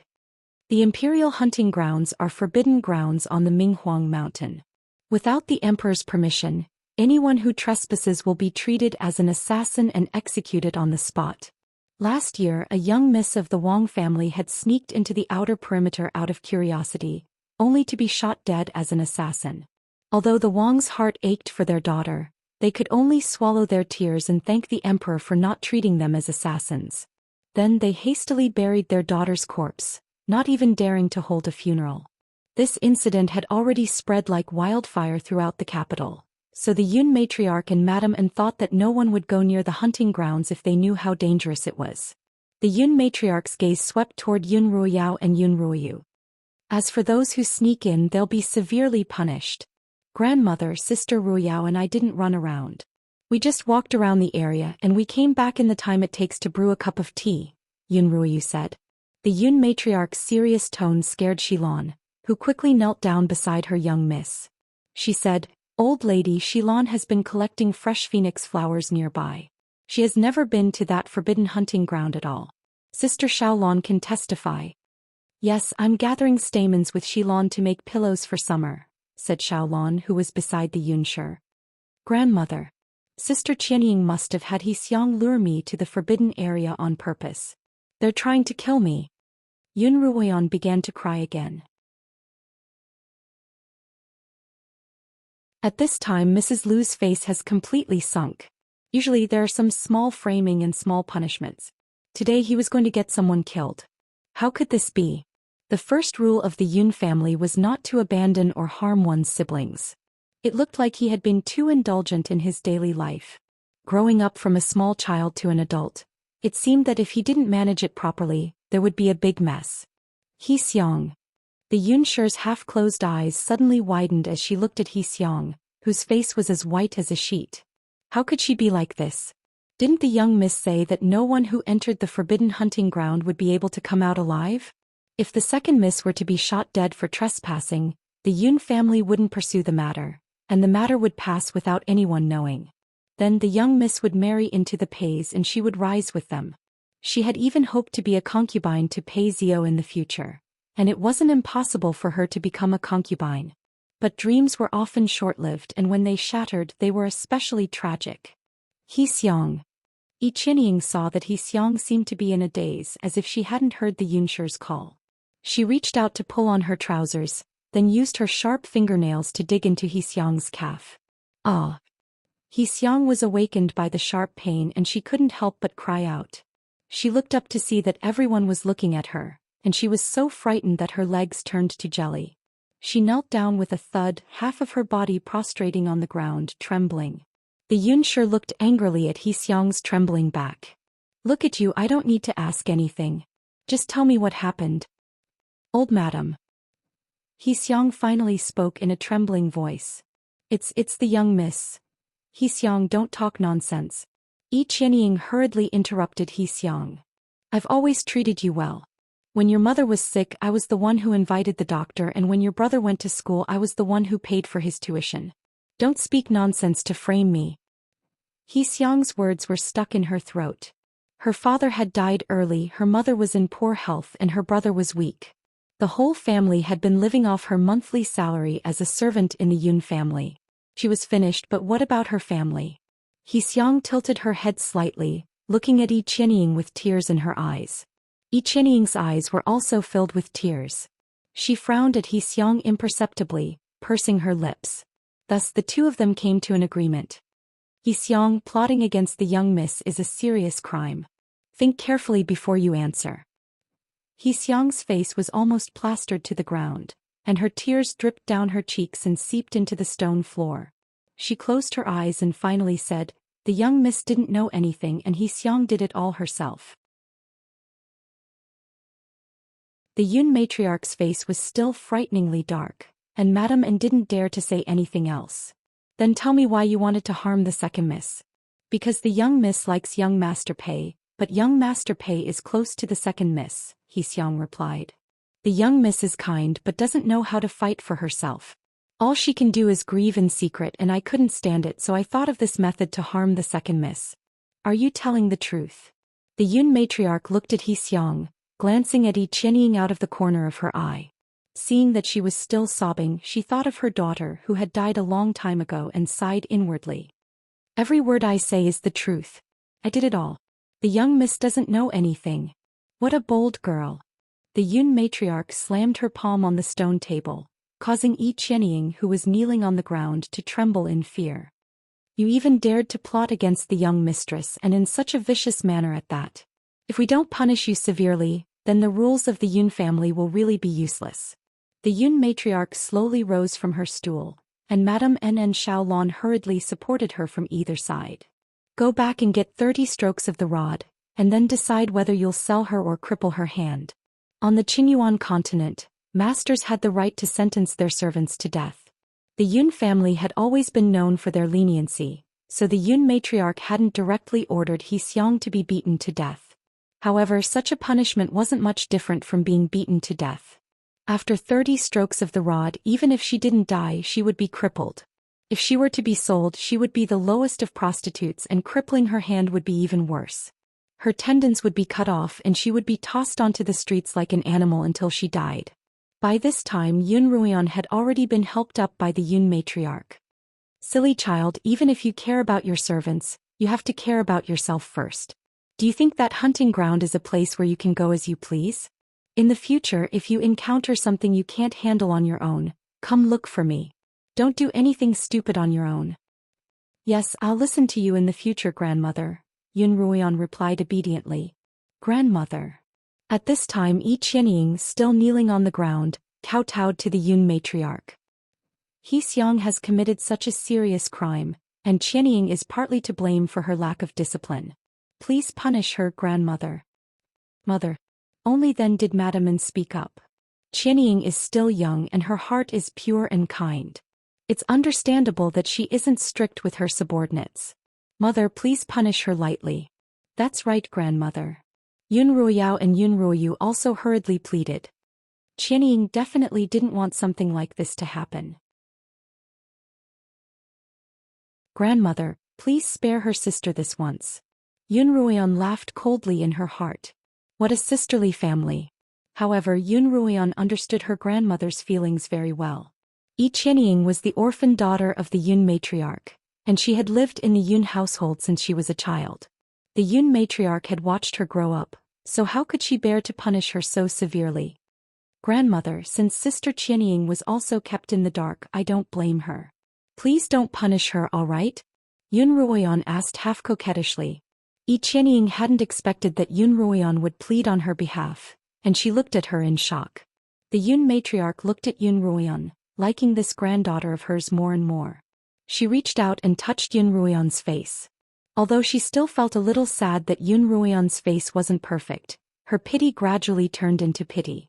Finally, she looked at Yi Qianying, her eyes a little disappointed, but she still softened her tone. "Go to the ancestral hall and kneel for a night.